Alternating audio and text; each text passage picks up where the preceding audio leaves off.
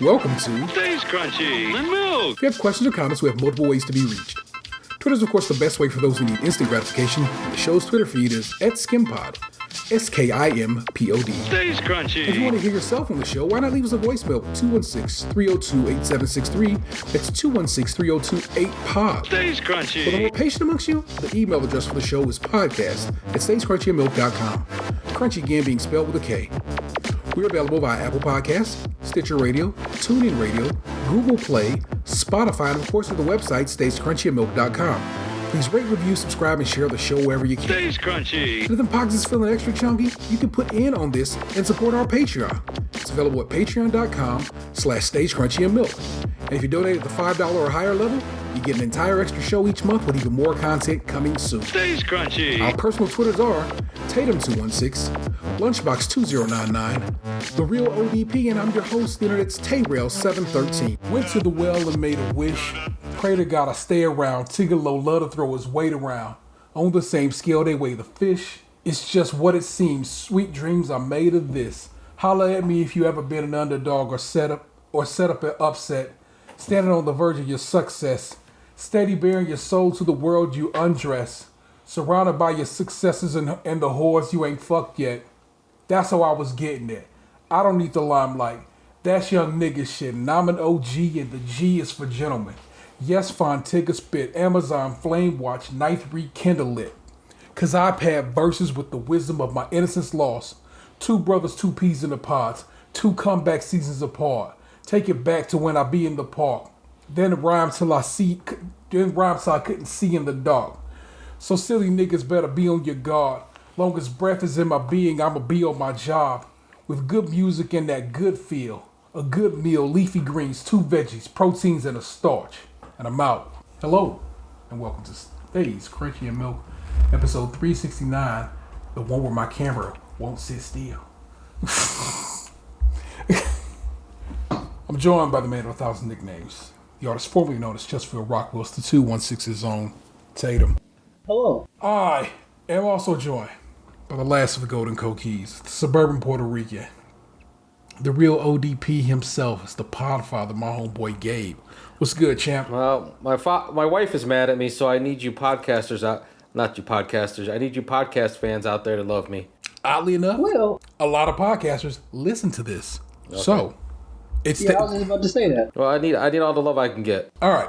Well, you got 3 hearts. I mean, I guess 2 hearts right there with you tonight. There you go. You know what I'm saying? Good, The homeboy Lunchbox 2099 is not feeling well. Send him your love. Send him your love with a bunch of roses. Anybody? No? Born Americans? Fair enough. But we in this bitch again, and something just struck me that I thought I'd ask y'all guys about. You know what I'm saying? This is when T get all on some old conspiracy shit. No. Not really conspiracy theorist kind of guy. I'm distrustful of government as it is, but distrustful of government, distrustful of tech, and this is just who I am as a person at this point. So, but I constantly see people throwing up the look, it's a baby picture of me, and this is what I look like now, or this is what I looked like when I was 19, and this is what I look like at 38, or whatever. And I'm always like, all that is feeding machine learning to know what you look like, but also by doing that for everybody, it's like better figuring out how people age in general. And I don't like that kind of knowledge being given to the machine, so I don't really partake in too much of that compare and contrast me to me situation on the internet, at least. You know what I'm saying? I'll send me I'll be like, oh look, I lost some weight, and I'll send y'all a picture if I am so inclined. But I'm never one to be like doing those like, here me at 19, here's me at whatever challenges. I don't fuck with that shit. And I truly I know that's some old conspiracy shit that is in my own head. But it's how I rage against the machine, you know. Are you afraid that Skynet will know how to age Terminators when they start producing them? No, I am not your wife. I am more afraid that Amazon and other companies that do facial recognition software use shit like that to better make the machine learning and the AI they use for those things work better, and thusly give the government, because they always end up contracting with governments and police forces, better, finelier tuned assets to do that kind of shit. Your wife's fear of robots is off. Her fear should be of artificial intelligence being fed by, because artificial intelligence is only going to be as smart as the people who make it, and that's always where the problem will lie. You know what I'm saying? It'll never get smarter. It's never going to actually learn, because that's just not how it works. It is a machine. It is fed, and then it processes. And if we constantly feeding it a diet of bullshit, you know, so that's kind of like I said. I don't get down with that shit. Well, that's two things. You're holding back technology because they need black faces to keep going. Another thing is, that's the dope part about being black. Because most of these people are knuckleheads, and of course don't think of black people or people of color in general. They constantly just feed it white faces, which is why like white face facial recognition technology is so much further along. Like I said, I don't want you blaming me for shit or whatever, or I don't want your tech getting better in that regard. You know what I'm saying? So, and another thing is, I learned from watching forensic files and stuff that like the 23andMe stuff. Yeah. They want it to be like, they want pretty much everybody to do it because they want to use that database for crime as well. Yeah. For people who have done crimes, and it's like that was like the only crime they've ever done, and like just to get that extra DNA popping off. Some people got busted off of that shit. Yeah, well, it's not 23andMe. It's another like the one. So there's a guy who's a mass rapist and I believe a murderer in California. Used to be a cop. They called him. Yeah. They called him like the Golden State Killer or something like that, right? Yeah. I read Patton Oswalt's ex. His wife. Not his wife, because but he married again. But yeah. She passed away. Wrote the book about that guy, and they caught him because somebody in his bloodline had done what it was 23andMe type shits. You know what I'm saying? Yeah. But 23andMe, and I want to say whatever the other one is, the more popular ones. Ancestry.com. Swear. I'm sorry, what? Ancestry.com. Okay. Swear they'll never give away your DNA and shit like that. But Google once promised that they would never do evil, and come on, bro. It's like you can't trust these businesses because the person who said, okay, we'll never do evil won't always be at the head of that company. They could die and somebody else can come in and be like, fuck that, I'm doing that shit. So I'm never giving my DNA up to these motherfucking people. Not because I'm committing crimes. It's just like, nah. You know what I'm saying? I'd love to know what part of Africa you can draw my lineage to. But if I can't, there's no safe way for me to be able to do that. You know what I'm saying? Without, of course, having to hand my information over. And I'm just not that kind of dude. You know what I'm saying? That's where I get on some old conspiracy guy body shit where I'm just like, I'm not helping out the man in any type of discovery. You know what I'm saying? I remember I was watching Maury Povich one time, and they were doing the "Are You the Baby Daddy" test. Yeah.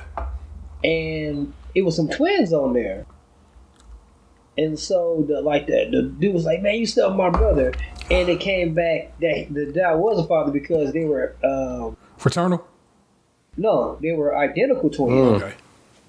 So no matter what, it'd have been he was a father anyway. Yeah, and there's a judicial precedent for that kind of shit right there, and I think it ends up being that the person ends up having to pay child support. It just is what it is. There's no wiggling out of that shit, dog. You gonna fucking pay, and so. If you were shitty enough to be like, oh, I'm gonna make my brother have to pay for it, that's not cool. No, it was like he passed the lie detector test though. Well, yeah, but that shit is inadmissible.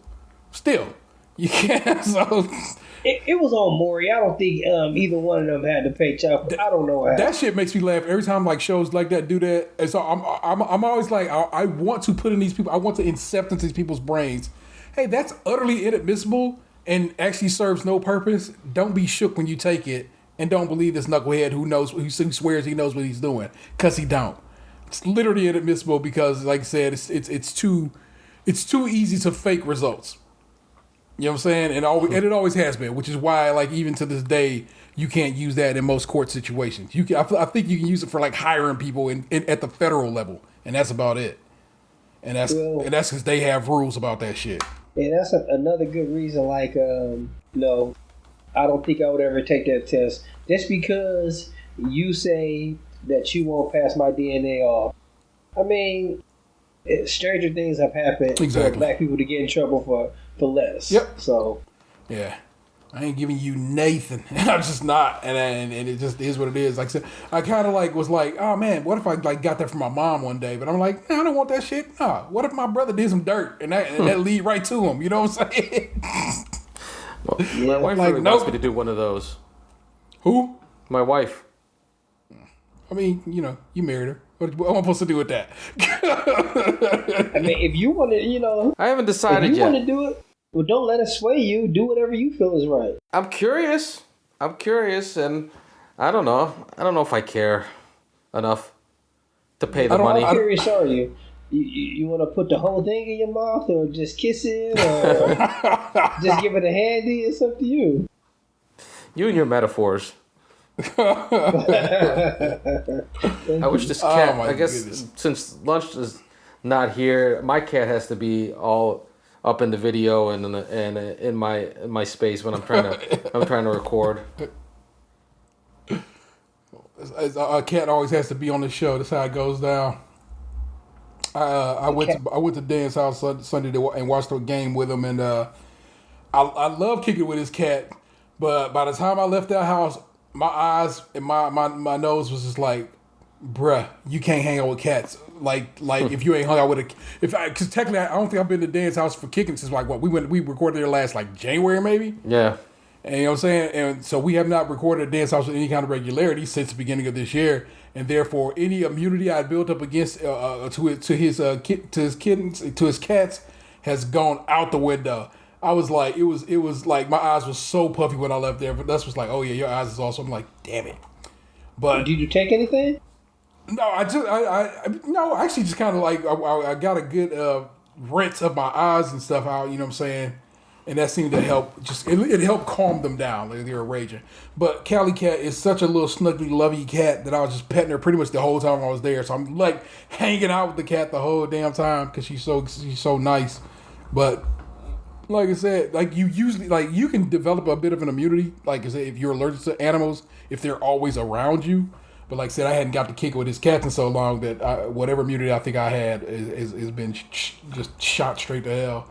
Which stunk, because I like hanging out over there, you know what I'm saying? But a good social distance hang with the homeboy, Daniel, and the Browns won. So there you go. That's what's up. On a roll.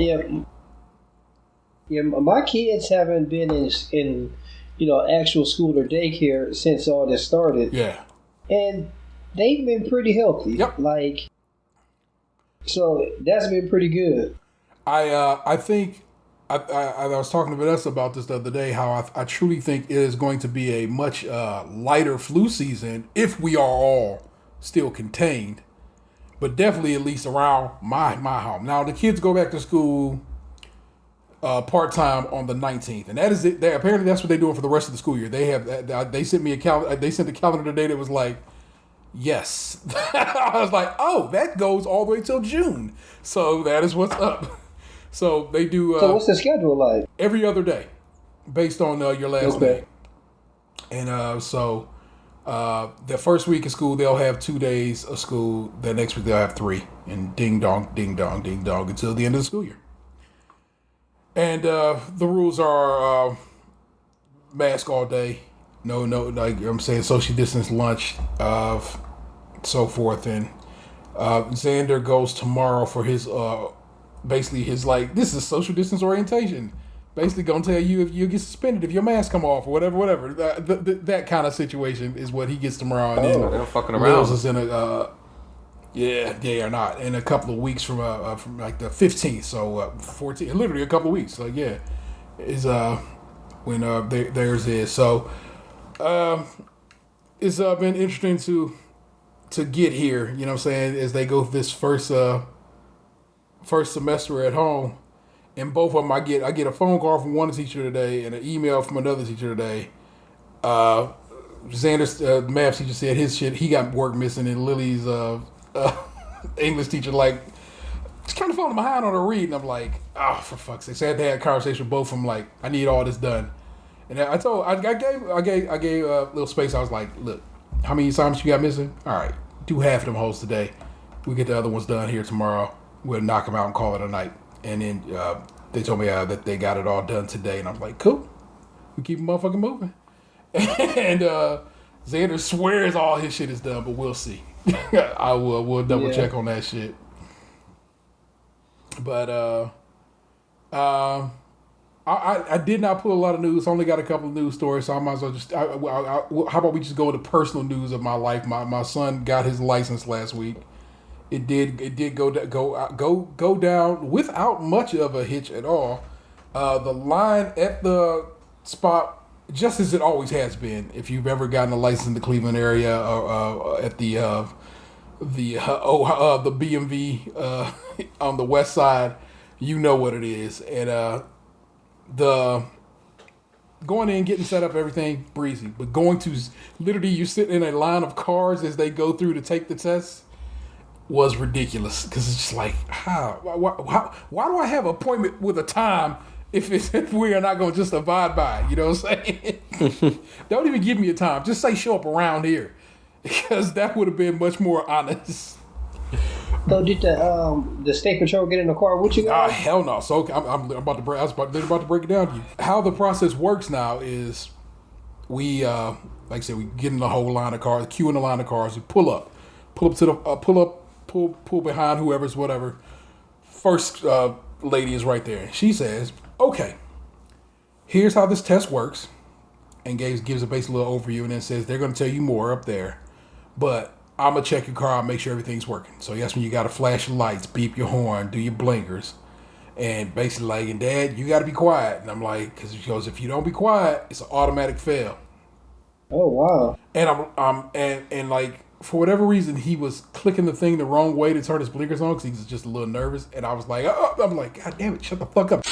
Edit that out, because can't have my whole name now, can you? But I had to tell myself to shut the fuck up all right off the rip. So then you pull up, and this is where like, you know, the dude, the whatever, the cop, not a cop, what are they? State patrol. Patrol, whatever they are. He's like, all right. He gets in out of the car, walks him through the thing. There's a course in the parking lot there now. And basically the course is a right turn, a left turn, 2 stops, a yield, and then maneuverability. All right there in the parking lot. And you know what the deal is. You got to make sure you hit them turn signals, make sure you fully complete stops, and so forth and so on. And then he comes over to sees me. I got my mask on. He's like, hey, you're in the car. You don't got to wear your mask. I'm like, oh, cool, thank God. He goes, you got the hard job. You got to sit there and be quiet. Don't say anything. You say anything's automatic fail. Get your my arm is on the window. You may want to pull your arm in. It might be just enough to distract him or not let him see the mirror.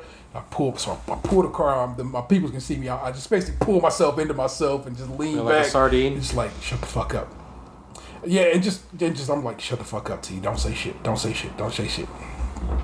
And so I just sit there, and we're off. And goes. He makes his turns, and I get nervous. I'm like, is he gonna stop long enough? You know what I'm saying? Exactly, because I've been drilling into my kid's head a full and complete stop since we first started driving, because we watch people all the time just roll stops, and it makes me insane. I hate when people don't stop fully, because it's just a danger to other people. And so I know he knows what a full and complete stop is, but I know he's also kind of nervous.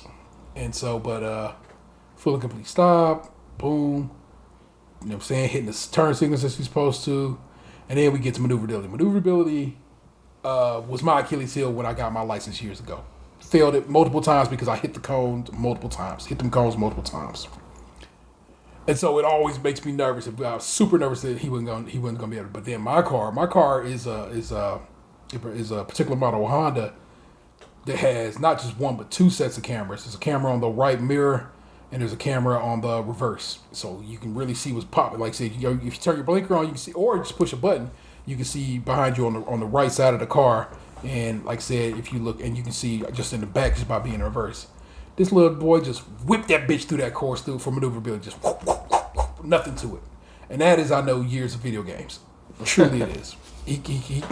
And he's like, I honestly, even though it wasn't an actual steering wheel, I feel like playing Grand Theft Auto gave me confidence to drive. Yeah, it's like your brain puts the piece together on like, oh, reverse, but it means you got to turn your wheel this way. Even if it ain't a wheel, you got to do it with your thumb. You know what I'm saying? And crushed it. So we pull back around. You go, and the trooper is like, all right, your turns was a little too sharp. But he goes, but you killed maneuverability. Pass the test. Cool. Go take it in there and let them know you passed it. And I almost started weeping right there. It literally just, I felt it hit me, but it didn't. It didn't wash over me like I thought like it was coming. But yeah, we get in there. We get it. I had every piece of documentation you need, so he can have the the official license. And they was like, oh yeah, you didn't need that. You gave it to us the last time when you got the learner's permit. You was good to go. Like, you motherfuckers. I got every document that I need. Had to go to the library because I don't have a printer. I had to go to the library to get a bill printed out and shit. And didn't need any of it because I'd already done it when he got his learner's permit and he was good to go. Better safe than sorry, though. Always, because you would still be prepared. Because it could have been the next man, and it would have been like, nah, you need all that shit. But it was a black man, and I know that shouldn't matter, but it does matter because it makes for a more comfortable exchange. You know what I'm saying? Because you're speaking to somebody who knows it, like, and we just sitting there, me and Xander just chopping it up bullshit and looking at the license plates. Like one of them says, "I love bingo." And the guy was like, what? Like, and he looks and he's looking for it. He goes, we're like, oh, bottom from the left. And he's like, oh my God, I work here and I ain't never even seen that. That's hilarious. It is hilarious. I'm saying, so. Representation matters at every level, though. Like, having somebody just to be able to relate to is a good thing. It truly does. It truly does. So, we've been rolling. So I have what OG long-term listeners know as the swaggin'. I've had it for years. I still have the swaggin', although I don't drive it anymore because whatever. And I kept it even even though I could have probably just junked it or whatever, because I was like, Xander will be driving soon enough. He can drive it. And so the swaggin' is indeed his. And that very first night, he had been working on the car this whole time, vacuumed it out, kept it tight, you know what I'm saying, being ready for when it happens, if it happened. And turns out he needed a new battery. So that earlier in that day, because I took that whole day off, we went and bought a new battery, went and bought him an O2 sensor, because I've told you before, the O2 sensor on that car always goes bad. He replaced the O2 sensor himself, because he can, and replaced the battery. And so he got to drive himself to band that night, you know what I'm saying, because they had a football game that night, so the band still performs. And he's supposed to come home, but he didn't come home. He went out in the streets with his homeboy, and the car died. As it turns out, it was a problem with it was multiple issues that led to it, but the positive lead to the battery melted. And thusly, the car wasn't getting power, and we ended up taking it to the shop right then and there. And I was like, they'll have it done probably next week at some point. The car was indeed done this week. It cost a lot of money to get it right, because what it is, he was like, okay, I can fix this. The guy was like, I can fix this battery terminal for you. It'll be this much, and you probably need coil packet spark plugs, because I think that's what was going on with it probably just needs to be replaced to help with the positive lead based is what the situation is. A couple other things, but don't worry about it. I go, nah, what are the other things? And he's like, this. And I go, all right, my kid gonna be driving this, bro. Let's just do it all of it, every bit of it, everything you find wrong with it. You call me, you let me know, and I'm telling you right now, you have my permission to fix it. So I got the swaggin' probably up and running better than it has been in years. You know what I'm saying? Every little bitty thing that I could have fixed is fixed.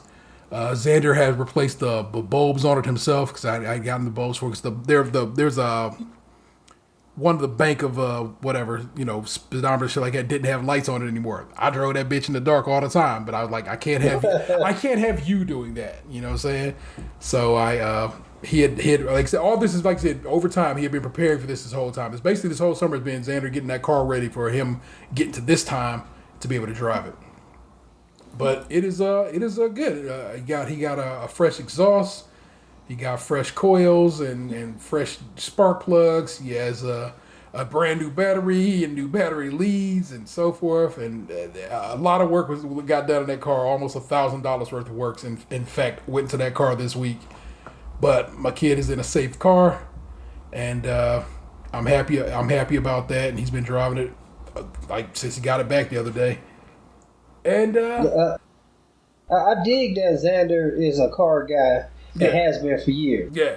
yeah, it's nothing new. What it is he's made friends with a bunch of other car guys, so they all knew. So they like when the car was dead, they all had ideas about what could be the problem, or at least how they could get it fixed. And I was finding just like, relax, B. I'm just gonna take it to the shop. I got a shop I've been going to for years. They know what they're doing. They know this car in particular. They never fuck me on price, and they always get it done and get it done in a timely manner. So got it knocked out, and we got it up there. But I like that his buddies is down for the squad. And in fact, they came over yesterday and replaced the coolant in his car. And today they were working on changing the oil in one of his buddy's mom's car. You know what I'm saying? Okay. They just come to my driveway and bought the material and. Well, we changed the oil in Jay's mom's car. Dispose of the oil. That's dope. And they're gonna change the oil in Xander's car at some point tomorrow. So that's just how they roll, man. It's like he hangs with a bunch of car geeks, and that's how they roll, and I like it, man. But I also like that, like I said, he's been this way forever. He's a car dude, and you know what I'm saying. If that is his calling or his passion, that's pretty great, you know. Yeah. So Xander is a fully licensed and insured. People, don't ever get it twisted. Your boy put on his insurance. My insurance has gone up. Will go up by $81 a month. So not the doubling that I thought it was going to be, but you know, a couple of bucks more. But he is fully insured. I got him on the insurance like right then. I got home and sat down and did it. So we're good to go in that regard, and I think that's dope. So I'm doing it. I'm doing everything right and exact and legal. I'm going to replace the radio in his car as a bit of a gift to him, but also because the volume on that thing is weird, and it'll just, you be trying to turn it down, it's gonna go up or off, and I'm like, if ever you get pulled over and they want you to turn the radio down and you can't because it's acting a fool, yes, you know, in an emergency, just turn that bitch off. But sometimes you can't get your wits about you. You know what I'm saying? And I don't want no cop going the fuck off. Right. And no reaching, no extra reaching. Correct. You know what I'm saying? So I'm going to we'll get our little third quarter bonus here in the coming weeks. I'm gonna take it to Best Buy and have them put a new radio in that bitch for him as a little something just to keep him safe. And plus, you know what I'm saying, that car got some good speakers in it. Always has had good speakers in it. And so with a nice radio in addition to some good speakers, he'll be all right. So that's pretty dope, man. That's the news from the front on my end. I got 2 regular news stories, and then we'll slide into everybody else's that business. That includes breaking news from tonight? And then we'll do a little Am of the Asshole, and we'll get right the fuck about this motherfucker. 1, Tom Brenneman. We talked about him some weeks back because he made an insensitive homophobic slur on the air. Resigns from the Cincinnati Reds games after using anti-gay slur. Anti-gay is much... I like that turn of phrase better than homophobic. Because that's just what it is. It is anti-gay. Oh, spiteful ass bullshit. Tom Brenneman has resigned as a Cincinnati Reds broadcaster. He told WCPO on Friday, 1 month after he used an anti-gay slur on the air. My family and I have decided that I am going to step away from my role as the television voice of the Cincinnati Reds, Brenneman said in a statement to the network. I would like to thank the Reds fans, and the LGBTQ community for the incredible support and grace they have shown my family and me. On August 19th, Brenneman used a slur moments after the Fox Sports Ohio feed returned from a commercial break before the top of the 7th inning in the first game of a doubleheader at Kansas City. Brenneman did not seem to realize he was already on air. He later apologized. The Reds took Brenneman off the broadcast in the 5th inning of the second game. So I didn't know they let him cook that long. Handing his duties to alternate play-by-play man Jim Day. On Friday, Brenneman said he was so very sorry for his comment and hoped to continue as a broadcaster. And if given the opportunity, I will be a better broadcaster and a much better person, Brenneman, 57, said in his statement. In a statement Friday, Red CEO Bob Castellini said the team respects Brenneman's decision and applaud his heartfelt efforts for reconciliation with the LGBTQ plus community.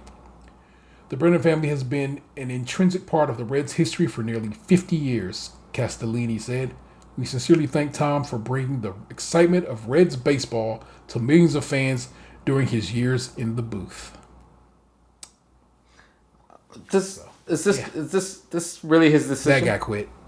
But that at first I thought that was the guy we talked about whose wife was the hot wife and was banging the dude at the pool. No, that is Jerry Falwell Jr.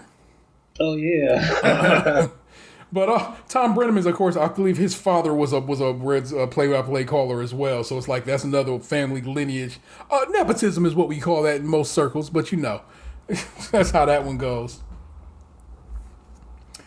I was digging around for a story right before we went live, and I came across this, and it was like, yeah, that's about accurate.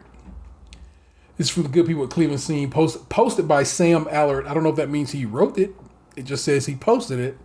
I'm gonna scroll down and see if I see another author.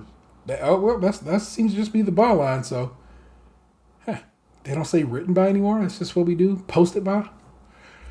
Anyway, 90% of traffic citations issued by the University Circle Police since 2015 went to Black people. Black people. Members of the Cleveland Clinic and University Circle Police Departments will assist in various patrol and security details at tomorrow's presidential debate in Cleveland. In advance of the event, the national nonprofit news organization ProPublica has published a detailed report which puts these private police departments and university hospitals under the microscope. David Armstrong analyzed arrest and citation data, exposing an alarming picture of biased policing in the prosperous medical zone surrounding the Cleveland Clinic and into University Circle. Armstrong speculated that this might be among the most heavily policed areas in the country. The University Circle Police Department, with only 21 full-time officers compared with the clinic's 153, was responsible for the most extreme imbalances in their citations, particularly for traffic violations. Of the 1,965 drivers cited by the University Circle Police since 2015, Armstrong reported 1,723, or 88%, have been black. The most common traffic citation issued by the University Circle Police is for driving with a suspended or revoked license. ProPublica reported only 26 of the 813 charged with that offense were white. 774, or 95%, were black. According to Armstrong, UCPD Chief James Rapecki attributed the data to the demographics of the surrounding community. His officers don't specifically target black people, he said. It's just that more black people drive through University Circle's main corridors en route to the overwhelmingly black adjacent neighborhoods of the 90+% black East Cleveland. But ProPublica analyzed traffic tickets based on the home zip codes of the city's drivers and found that Rapicki's demographics claims didn't explain the vast discrepancies. For each of the 10 most cited zip codes, the proportion of black people among the population was lower than the percentage of black drivers who were given traffic citations by the University Circle Police. The same was true for 8 of the top 10 most cited zip codes issued to drivers by Cleveland Clinic Police. Citations issued to drivers who lived outside the Euclid area also underscore the inequities. For example, 94% of citations issued by University Circle Police to residents of a zip code in suburban Garfield Heights went to black drivers. Yet only 38% of people in the zip code are black. 56% are white. Similarly, University Circle Police issued citations to 32 drivers from one zip code in Euclid, a city northeast of the hospital area. All of those cited but one were black drivers, even though the population in the Euclid zip code is 54% black. Scene sought comment from University Circles, Inc. on ProPublica's reporting and received the following statement from Police James Rapicki. The University Circle Police Department is committed to unbiased policing at all encounters with the public. Racial profiling is not tolerated within our department. UCPD officers receive ongoing racial equity and inclusion, conflict resolution, de-escalation, and cultural awareness training to make sure that our community members are treated fairly and fully respected. We are committed to reviewing our policing policies and procedures to ensure that we are producing just outcomes for our community. But the data shows that at least since 2015, the outcomes have been anything but just.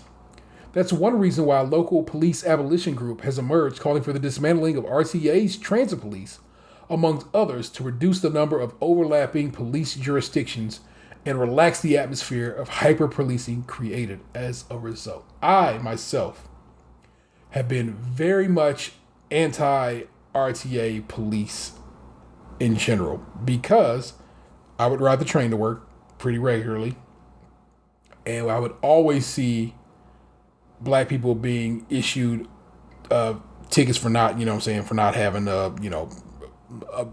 pay for the train. You can get on the train without paying in Cleveland. Right. But you can't get out of the train station, most train stations, without having paid.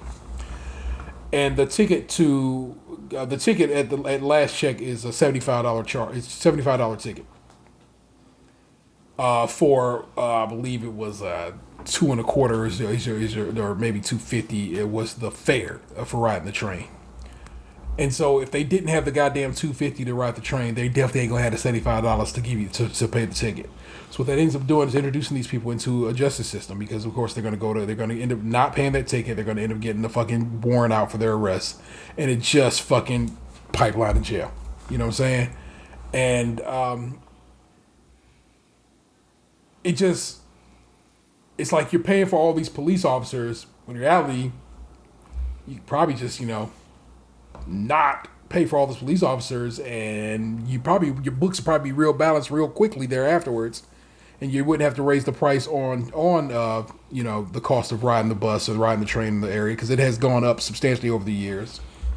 And yeah, because it used to be like 85 cents to ride the fucking bus. I remember that, and it was $1 to ride the train or something like that, if I'm not mistaken. Because the Rapid, as we call it, 75. It was 50 cents to get on the bus and 75 to get on the Rapid. Yeah, and so back when I first started riding. Yeah, and so it seemed to me they hired like a huge amount of cops over very recently. I want to say more like when we had the All-Star games and stuff.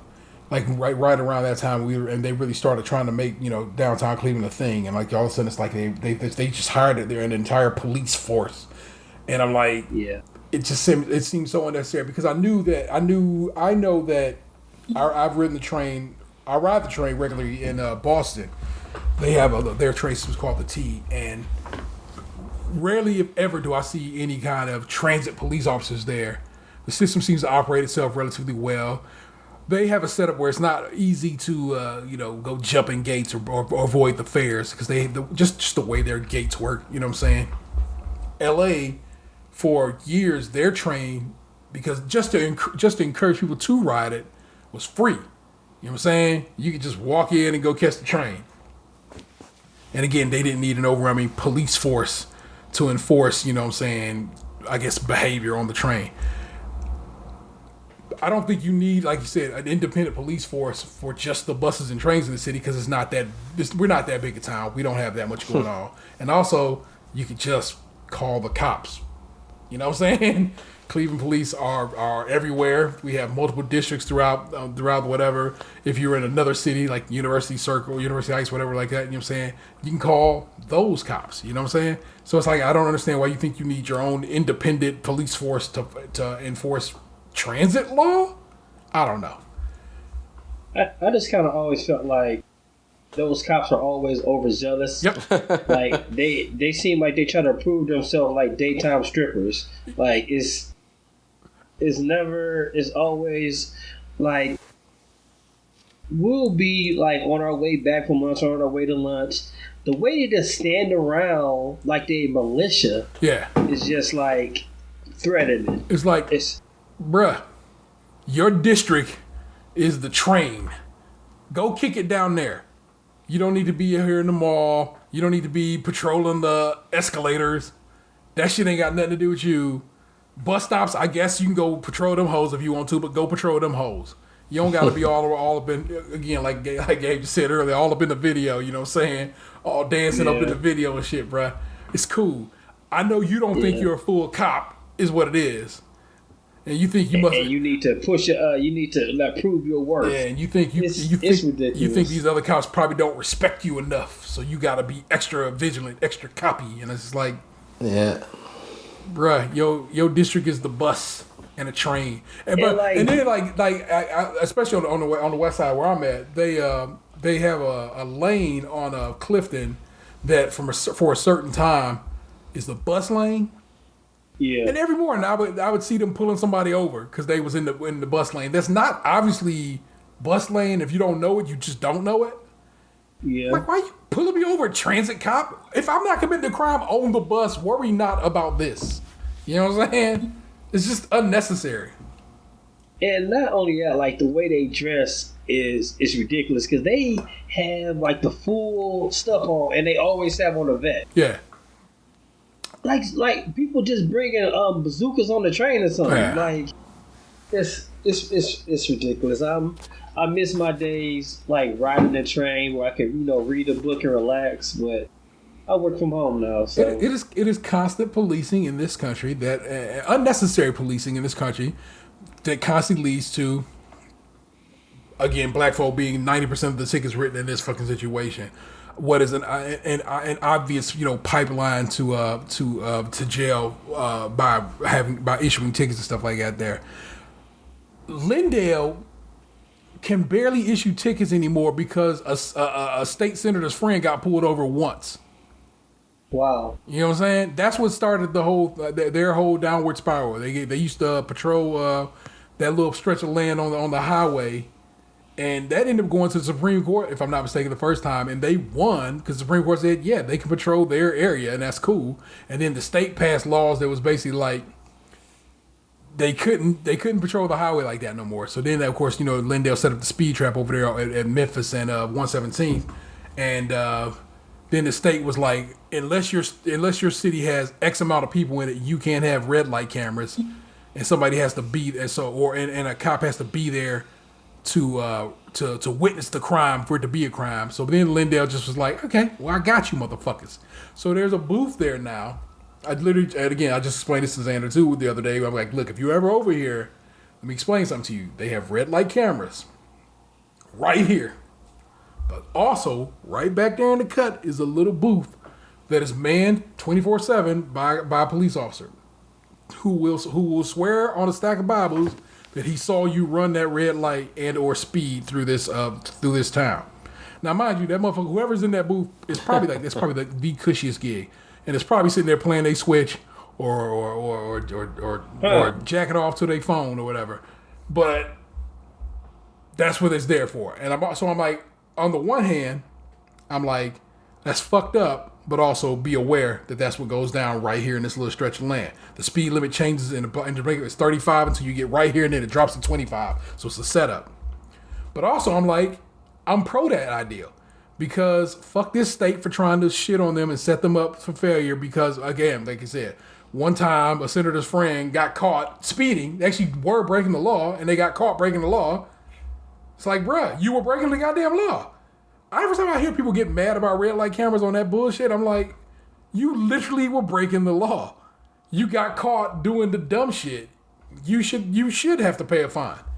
But breaking the law. I've never, like I said, I've been salty that I've got a red light camera before, but I've never been like, well, I didn't do it. I know I did it, cause I did it. So I just, it's like I said, I can see both sides of that argument, and I hate it. You know what I'm saying? Like I said, I hate that Lindale has a speed trap set up, but also I'm like, don't speed. It's relatively easy. Be aware of your surroundings. Know that it's 25 miles per hour right here, and that you need to slide through and probably do 20 until you get up to Tatum again. And that's where you can rip off and go do 35 again. That little area right there, because as soon as you cross out of Lindale into what becomes Brooklyn, it's a Brooklyn cop sitting right there in the back on the cut. That me and Xander. He said, I want some of that money. Yeah, me and Xander noticed the other day. He's like, oh, there he is right there. I go, no, that's a Brooklyn cop. You don't see Lindale till you get right here. And so, again, that's like I said, put my kid on the game because I have to. I have to teach. He is a growing black boy who's soon to be a black man, and in this world, head on a swivel at all times. So.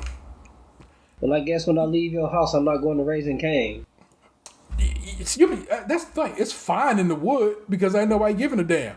You know what I'm saying? Plus, it's right up on Detroit, so it's just right up the way. You can go there. Okay. Yeah, it's just up on Detroit and whatever Bunts. Yeah, over by the Get Go. You know exactly where it's at. I do know where the Get Go. Yeah, it's right over there. So you'll be fine. You'll be fine. But that's me. That's my news. That's my stories. Yep. That's how he gets down, man. What's been going on with y'all? Congrats. Well, actually, I got a new car today. Congratulations. Thank you. It has been a long time coming. Yeah. It's a pretty nice car. I have a Volkswagen Tiguan. It's roomy. It seems like especially since I'm not driving as much, but hopefully it'll last. Yeah. I didn't want to get another American car. Yeah. But the kids seem to like it, and then my son said, "Oh, I don't like this car," but I think he was just kidding.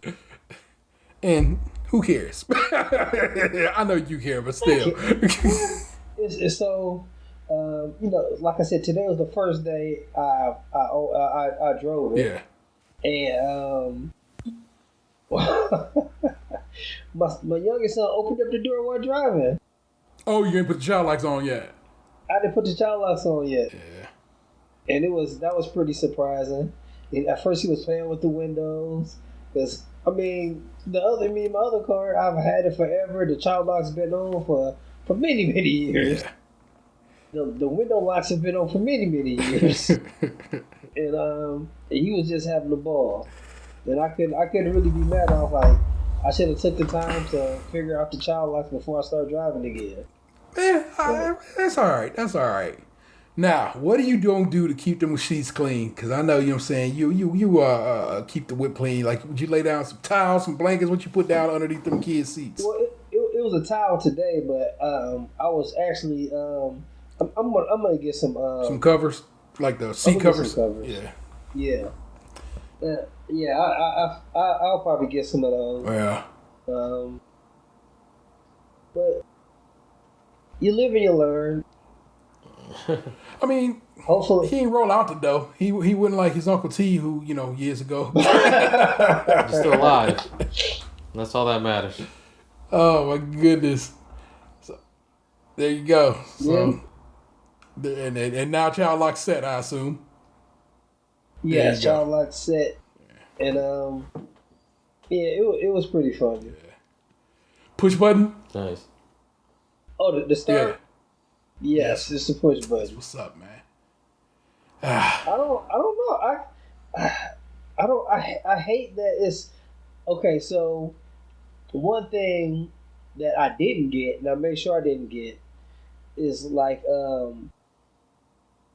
these cars come with a sunroof that spans the whole length of the car. The panorama roof.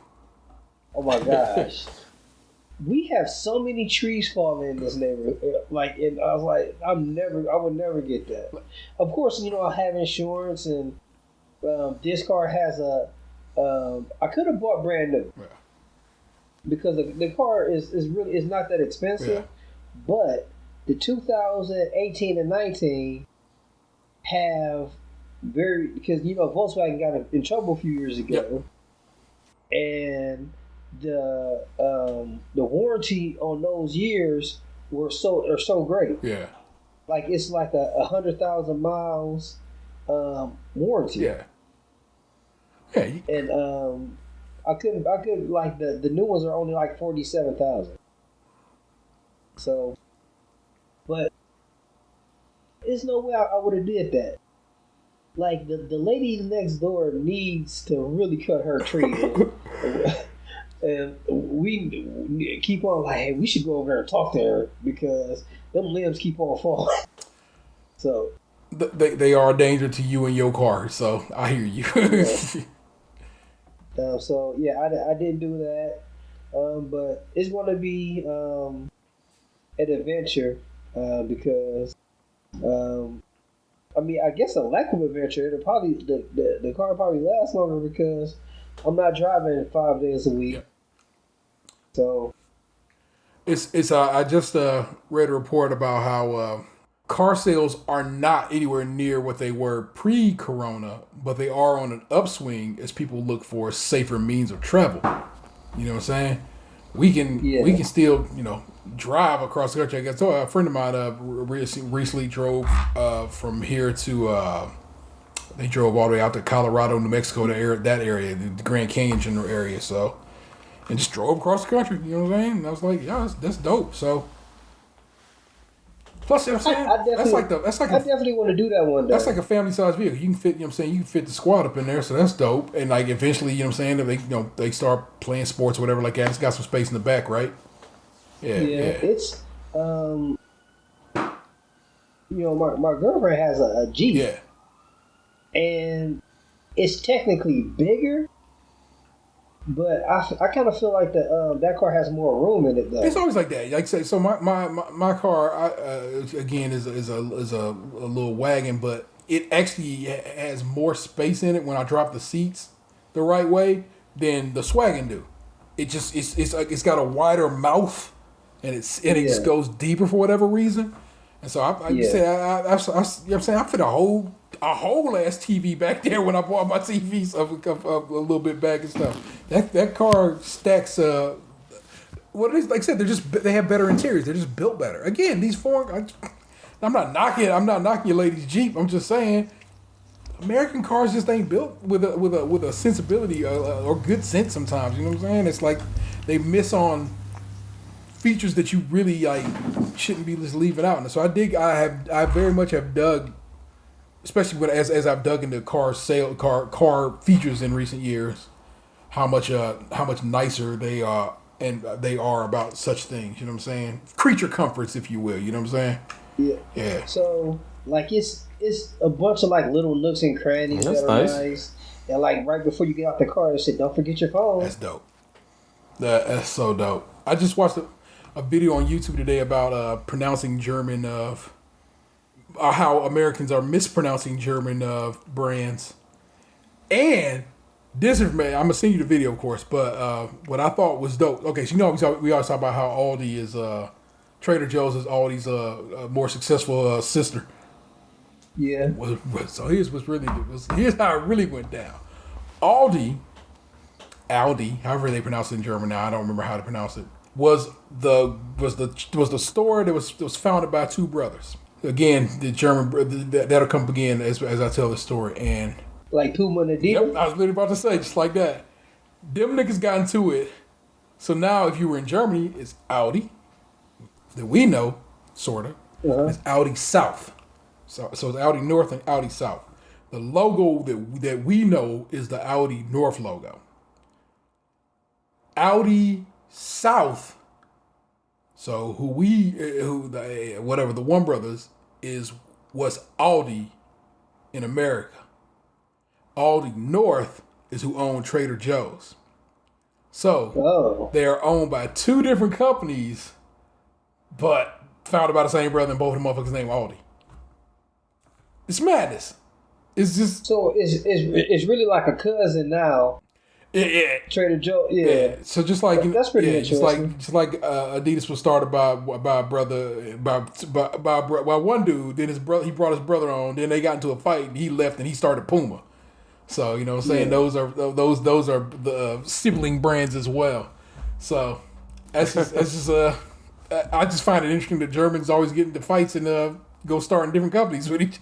It's a very long history of that. But I thought that video was dope because we fucking up for Mercedes all the way. It is not how that shit is pronounced at all, and it is. I'm like, oh well, I didn't know that because I don't know. I've always thought of Mercedes as more of a Latin name, but I guess it is a Germanic name. German, yeah. You're thinking of Latin strippers. Sure, Latin strippers, sir.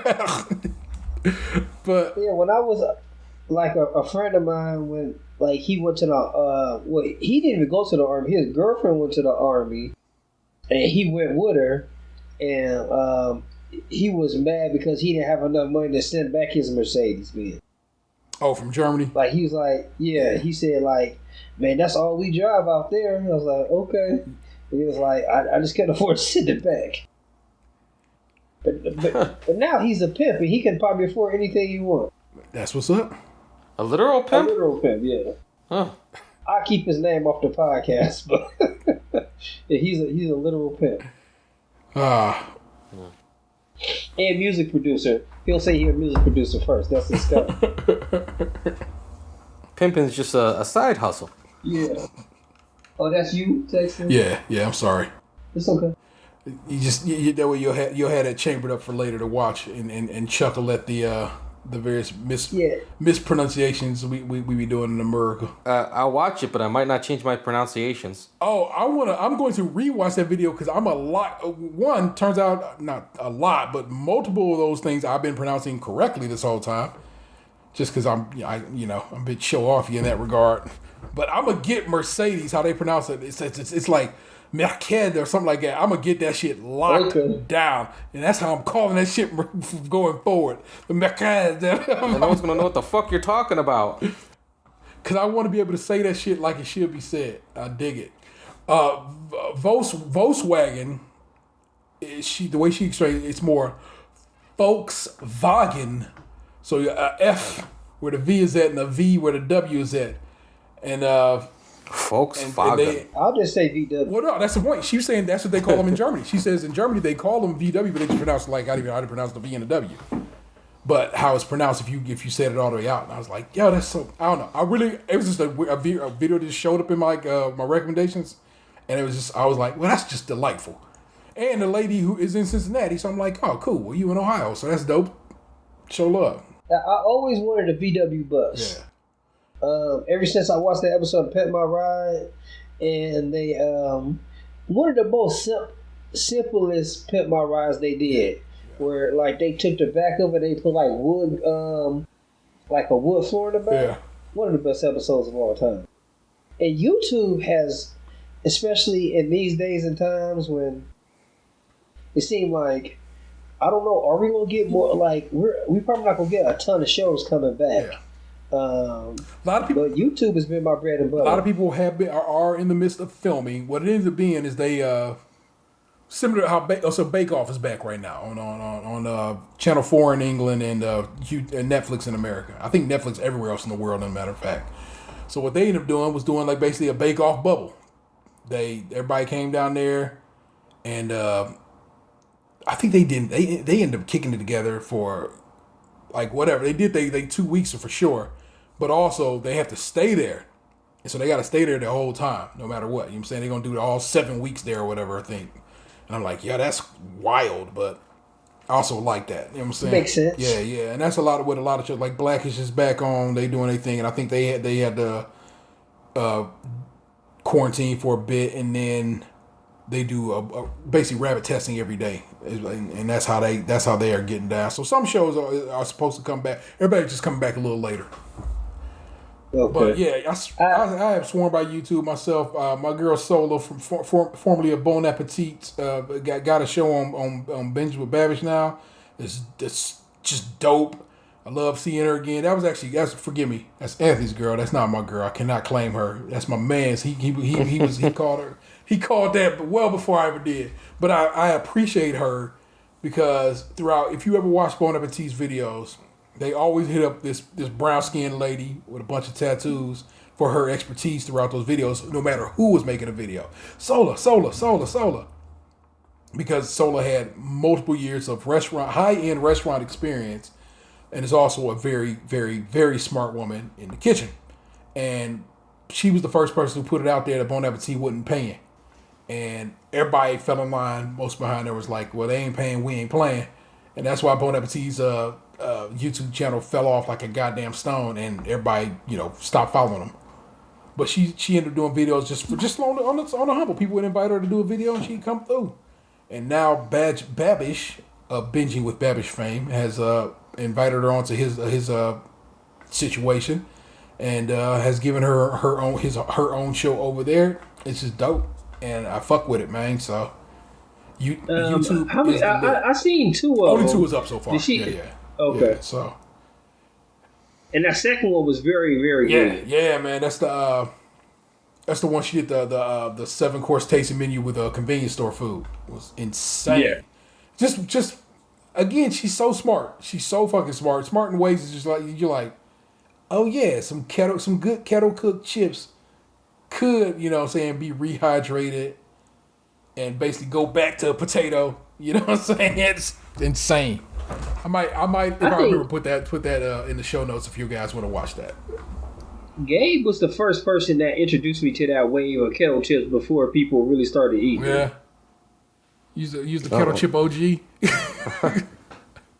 I mean, I just liked them better than regular chips. So modest. Oh my god.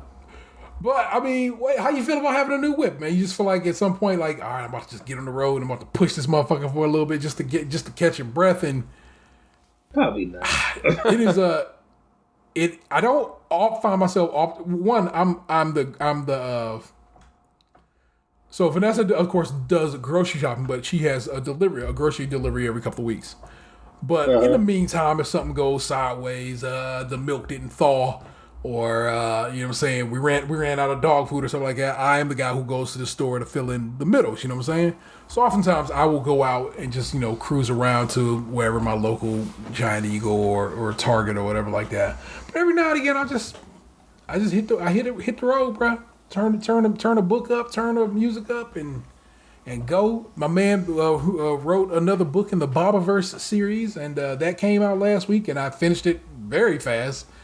But it was good to hear another book in that series come out. So that was pretty dope. I would recommend it to all of you all. It's an Audible exclusive, so you can only get it from Audible. But there are four books in the series. 4 or is it 5 books? I think it's 4 in the Bobaverse series. I would tell you to go listen to them if you fuck with hard sci-fi. Well, I am the person who does most of the shopping. Yeah. When it comes to running out and doing things really quick, because I really don't like to wait on stuff. We wait on stuff and then other stuff happens. Yeah.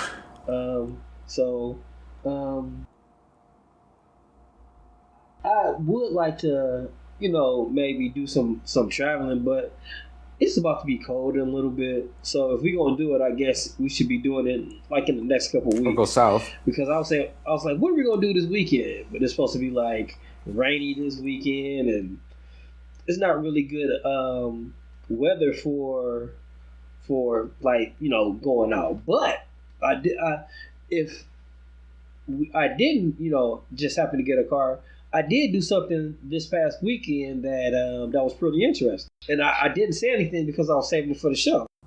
Right on. I went to the movies. Oh. We went to Saturday. I tried to plan it out. We haven't really been able to go out on date. So I tried to schedule a Topgolf date for us, and it was booked up like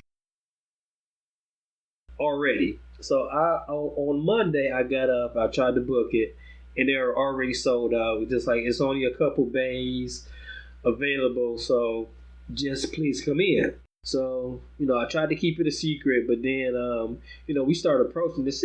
She's like, oh, I know where we're going. We're going to Topgolf. So we get there, and they're like, it's a 2 to 3 hour wait. She was like, well, we'll get something to eat and some drinks, and we'll wait.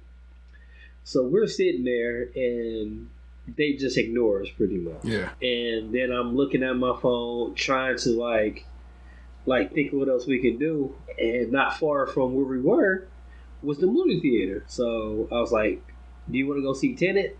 I know she wanted to go see it. All I want to see is Tenet so bad. Like, after maybe you'll go you'll see it after you hear about the experience. So I told her I was like, Tenet is playing. It's playing in like the next few minutes. Would you want to go do that instead of waiting? She said, yeah. She was down to go right away. So the movie theater is like literally around the corner from there. Yeah, for sure. One of the nicest theaters in this area. Yeah, we bought tickets, and like right away, like we usually buy tickets either from the machine or on our phones right away. Yeah. So we went up to the booth because the places to eat are closed inside.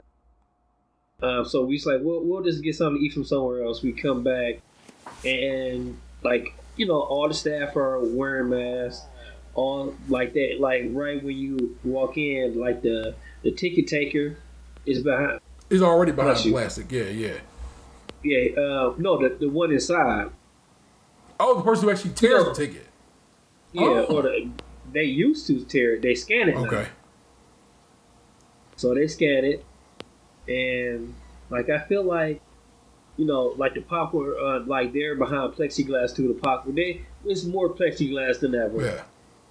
And you go in. It wasn't many people in there at all, and like there, I guess, like outside of your group, there's like only certain places you can sit. Yeah. So we sat there with our mask on the whole time, and like it's a couple different videos about all the new things they do, and like they encourage you to please take away your trash on your own, so we don't have to clean the theater because we're cleaning it in other ways. Yeah. We're spraying it down, we're doing this and we're doing that. So please take your trash and save us a step. So we sat there, we watched Tenet.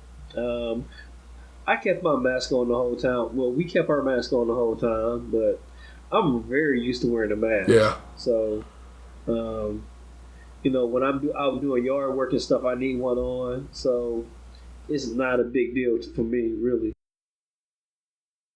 But we went to the movie theater. Then after that, we went back to Top Golf, and it was like it was funny. The people in front of us like it could be 1 or 2 hours, and we close in 2 hours. So, are you gonna stay?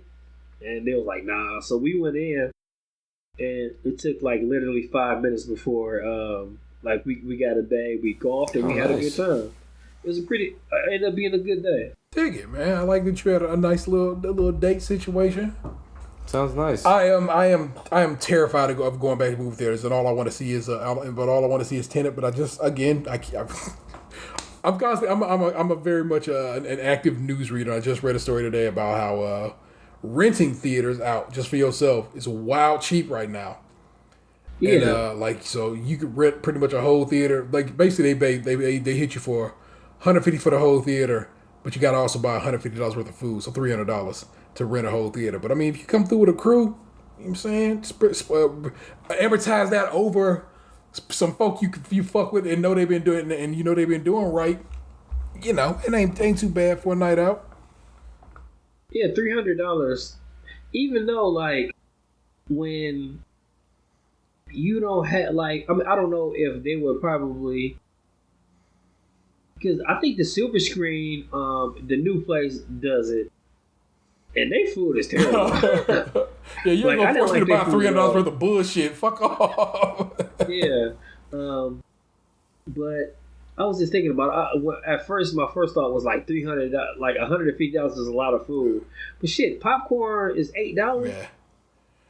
So you ain't really not spending that much money. No, truly you're not. But shit, if I can get $150 worth of Reese's Pieces, I'll be set for life.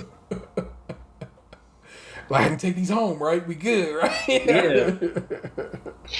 Yeah, that's all I'm doing is get Sour Patches and Reese's Pieces and have my pockets full. Oh my God, pockets on swole. Or like, where did I see y'all those pictures from? I think it was from Applebee's. Like they got these new like like family portions. Man, I could probably fuck up some like a family portion of mozzarella stick. Do they have the triangle ones? I could probably do it. I don't know who got the triangle ones. I think that's like maybe Chili's or something. No. Panini's got the triangle ones. They call them I think they're like provolone something, but Panini's I'm very sure have the triangle provolone or mozzarella stick. Have you guys been when was the last time you guys got something to eat from outside? Like ordered in? We DoorDashed the other day. I fucking can't even remember.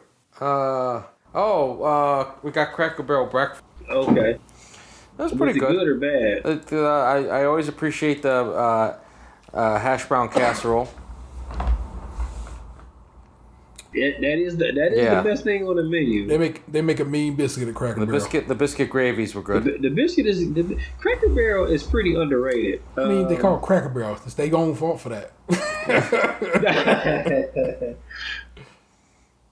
Yeah, Cracker Barrel is definitely one of those places. It's like I don't mind going to it at all.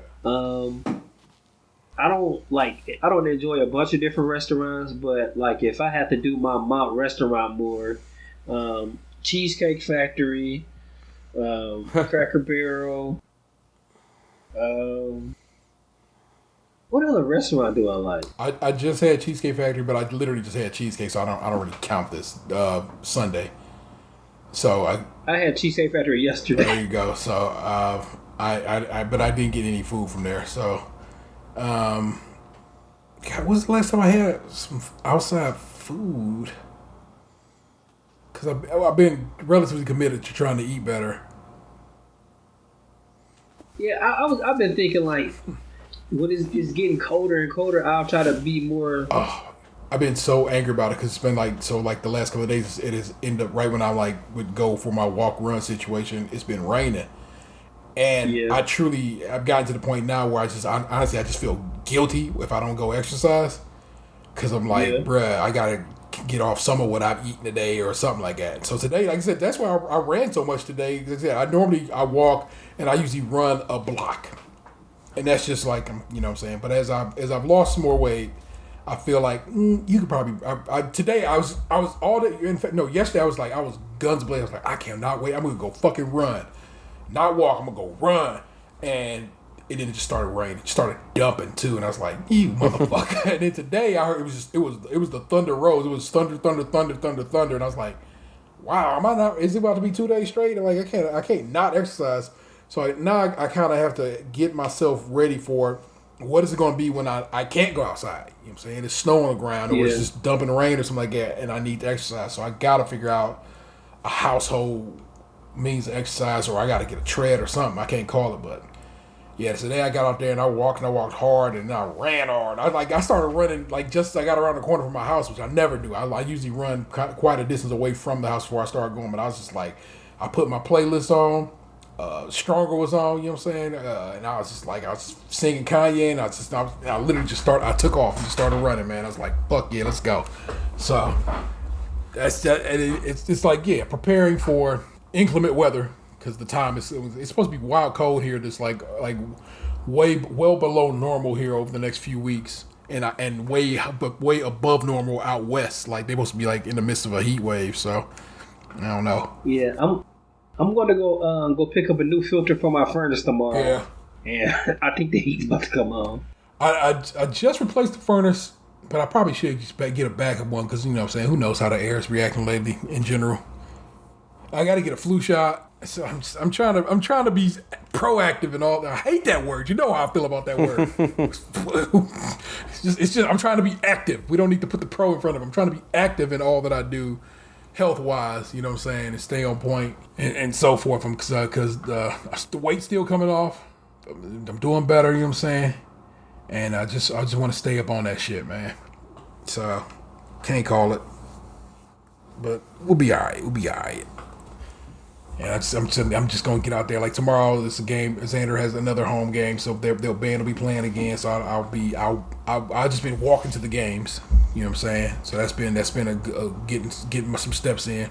Like I murdered my steps last Friday because I had already had my daily steps in already before I even started walking to the football game. So walking to and from the football game, just really put me on. So that's what it is. I had such a good week last week to have a shitty week this week exercise wise has me just like feeling shitty, man. It has me off my game, but. Yes. Gabriel, you had a show subject that got you caught up out there. I'd like to say, first of all, to piggyback off Alpha Ant's thing, I also went to the theaters on Saturday. It was the one by Top. We were in the same theater on the same day. Okay. What time were you there? Oh. Really? What time did you go? I was there at 3:30. No, like 4:30. Oh, I was there like...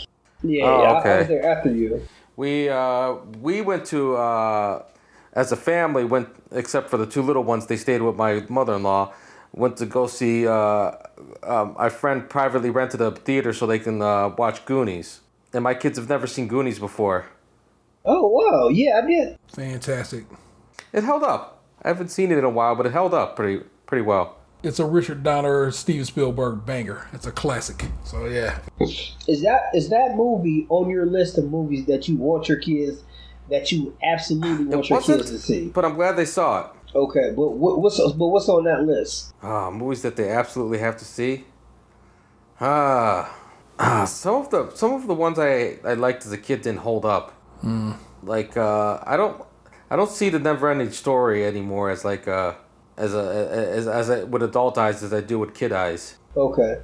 Only movie that not the only, but the main movie that I was like, yo, y'all gotta watch this was of course Transformers the movie, and Xander loves it, and Lil has no affinity toward it, like nay, yay or nay, but she doesn't like sci-fi anime at all. She is a more of a her anime vibe is way different than mine. She's more of a dramatic or comedic kind of anime kind of situation. So, but yeah, they watched that forever ago, and like I said, Xander fucks with it, so halfway up. Yeah, Anthony absolutely loves that movie. That's my boy. Like he loves. He wants to. If he could watch it every day, he would.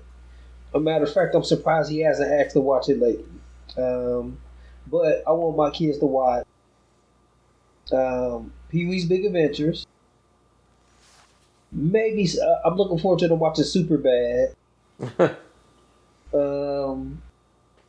What else? But definitely Pee-wee's Big Adventure. Maybe Gremlins. I wouldn't mind sitting and watching because it's kind of I haven't even seen Gremlins.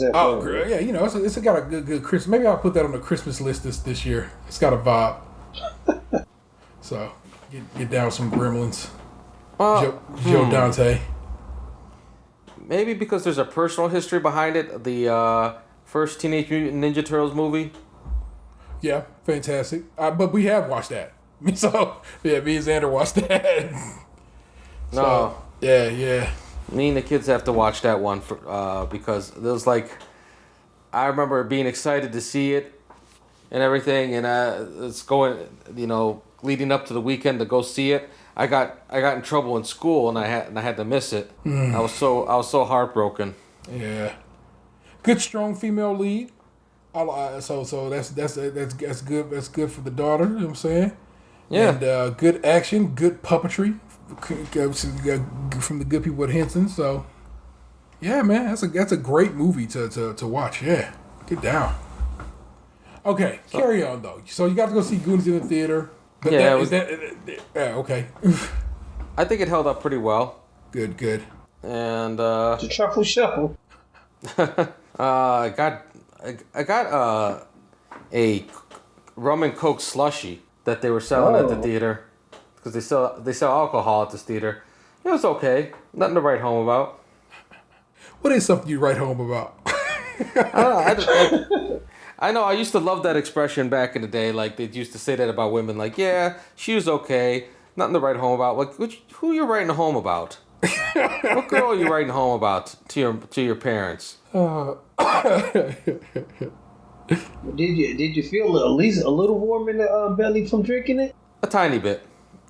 Okay. Needed more rum. Do you have a flask? I do not have a flask. I should have brought one full of rum to top it off. No, that is give me something to make sure I get you for your birthday. Don't buy one. Okay. I got you. Well, keep getting each other alcohol themed things for our birthdays.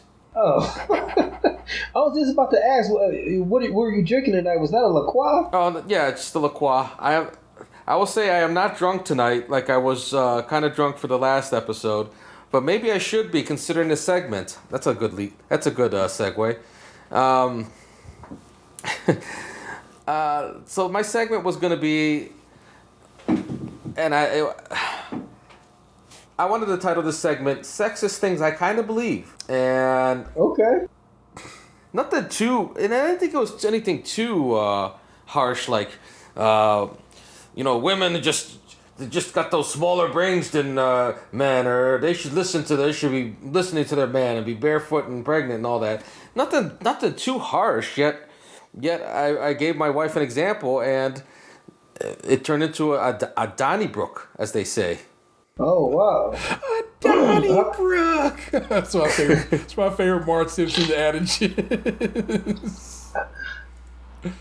wasn't really a fight so much as me like going, hey, I didn't mean anything by it, and hey, what are you getting all upset for? So, and her is your beard hot in the sweet chin music brews?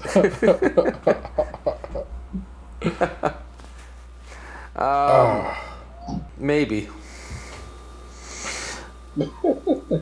Well, I'll go with the example that I gave her that got me in trouble last. But first, I wanted to say, and I didn't give her this example because I thought it would get her upset, but sexist thing I kind of believe, and I'll let you gentlemen comment on this. Women, women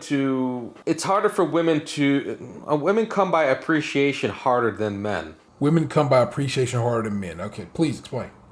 Okay, it's they're not as prone to it. It's not saying that women don't appreciate as much as men if you do a nice gesture for them, or they can't be appreciative. It's just a little bit harder to please sometimes, you know. Why do you say that about women? I don't know.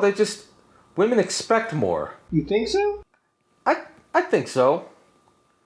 They just expect certain things to be done, and you know you don't, and it's harder for them to appreciate it, other than a man would. Like they want more.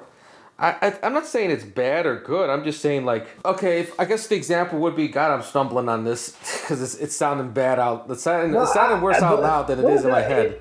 I feel like you are right in a sense. I kind of feel like when we do things, I don't think we want a bunch of gratitude for it, but some acknowledgement would be nice. Yeah. I'm not asking for a parade, but like, hey, you did that thing. That was all right by me. Would be nice to hear. So we flip it the other way. What is something that I guess the women in your lives has done that you have made a hullabaloo about, a big stink about? Like, yo, that's so dope that you did that. Well, like anytime I get a present from my wife, I'm like, oh, well, thank you. That's great of you to think of me.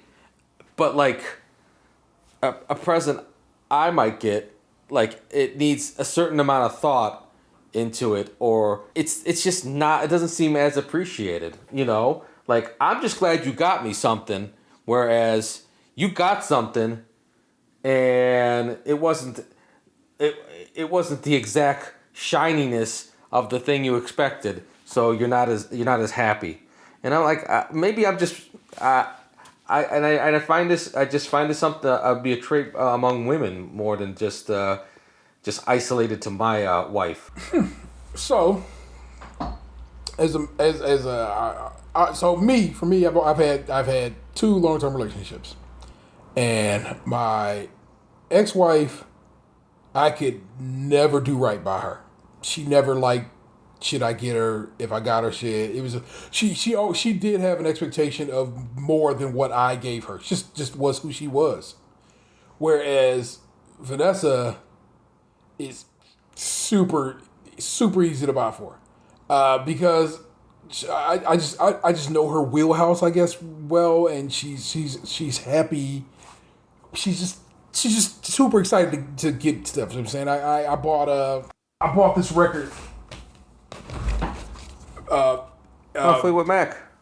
But it's like, it's not Rumors. It's called the Alternative Rumors. It's different. It's not just Rumors. It's just whatever. But I saw it. I thought of her. I bought the record. I brought it home, and she was like, "Fuck yeah!" You know what I'm saying? She was super hype about it. And so what makes it the Alternative Rumors? Different cuts of songs and different mixes and stuff like that. There, sing them. They're different, I guess. So that album, I don't know about that album, but Rumors is such a good. Do you have the regular album? I think I do, amongst the other things over here. So I do believe I have Rumors, and if not, then it's one of those super easy to get records, like, cause it's sold millions and millions and millions of copies. What I'm saying is, in regards to the reason I'm not letting you throw this wild pitch of women, because I just don't think it. I don't think it applies. I think that particular instance applies in particular to. We can apply that to two people we have known. You know what I'm saying? That's how that works. That those particular women were just not easy to make happy gift wise. You know what I'm saying? And yes, it hurt. You know what I'm saying? Yeah. And I don't like feeling inadequate in my gift purchasing. You know what I'm saying? Especially if I'm like I have given it some thought and processed it and said, yo, this would probably be pretty dope, and then it ends up being like, nah. But I like that it has turned out that Vanessa's like, oh yeah, that's sweet. Hell yeah, let's spin that. Okay. Again, I'm gonna pull another record out because that's what I have. But this is Motorhead's Ace of Spades on an Ace of Spades shaped record. That I bought for myself because I love that song, the Ace of Spades. And but she's like, yeah, that's dope. We gotta spin that. You know what I'm saying? And that's just kind of the vibe we got. I happen to have found. I'm not trying to say a better partner. I'm not trying to shit on my ex-wife or anything like that there. But it's after a while, we grew to be two very different people with very different outlooks and aspects of life. And so because of that, it eventually led to us to get a divorce. And I found my Vanessa, and I got a good partner in that regard who is. Oddly enough, it's because she's had some shitty relationships ahead of me. I'm not saying I'm great, but because she had shitty relationships ahead of me with dudes who just wouldn't even consider buying her a gift or whatever. You know what I'm saying, or just or whatever. The fact that I do think about her makes her like super like happy. You know what I'm saying? Like, oh, dude, you thought of me. You bought the cereal I wanted. You picked up some milk while you were out. It's like she very much appreciates that, and I think that's dope. That's a good thing. That's a shining example of like why our relationship works. So I don't like say that's why I'm like women or just it's some women. Yeah. So okay. but. Throw me a body example. Throw me one that you think this is a little more wide ranging and maybe all. But before you do that, it's also a thing is your relationship is newer too. I mean, true. Yeah. But at this point, it's like it is 7 years deep. So it's 7 years deep, but at the same time, it's like you've been with somebody for a while, and like, yes, your situation is different, definitely. But sometimes when, you've been together for a while, it's like, oh, you got milk. You've got milk 100 times already. Like, yes, I needed that milk, but I'm just not in that lane of thinking anymore. So, to me, sometimes it can be like that, but I do understand. Oh no, I truly understand it. What it is, like I said, I lived that life. I've had that lived experience. So I hear you. Don't think I'm not knocking you down. I just don't want to apply it across. I don't want to apply it unilaterally because I don't know if it applies unilaterally. Yeah, I understand. So, but. If you got a unilateral one, I'm all about hearing it because I'm all about, like I said, that's another thing. Women know how women are, and if you hit the nail on the head, they will be like, "You was right." I was why are y'all feet cold? So tee me another one up. Another example? Oh shit! That's all. I guess present Biden's all I had.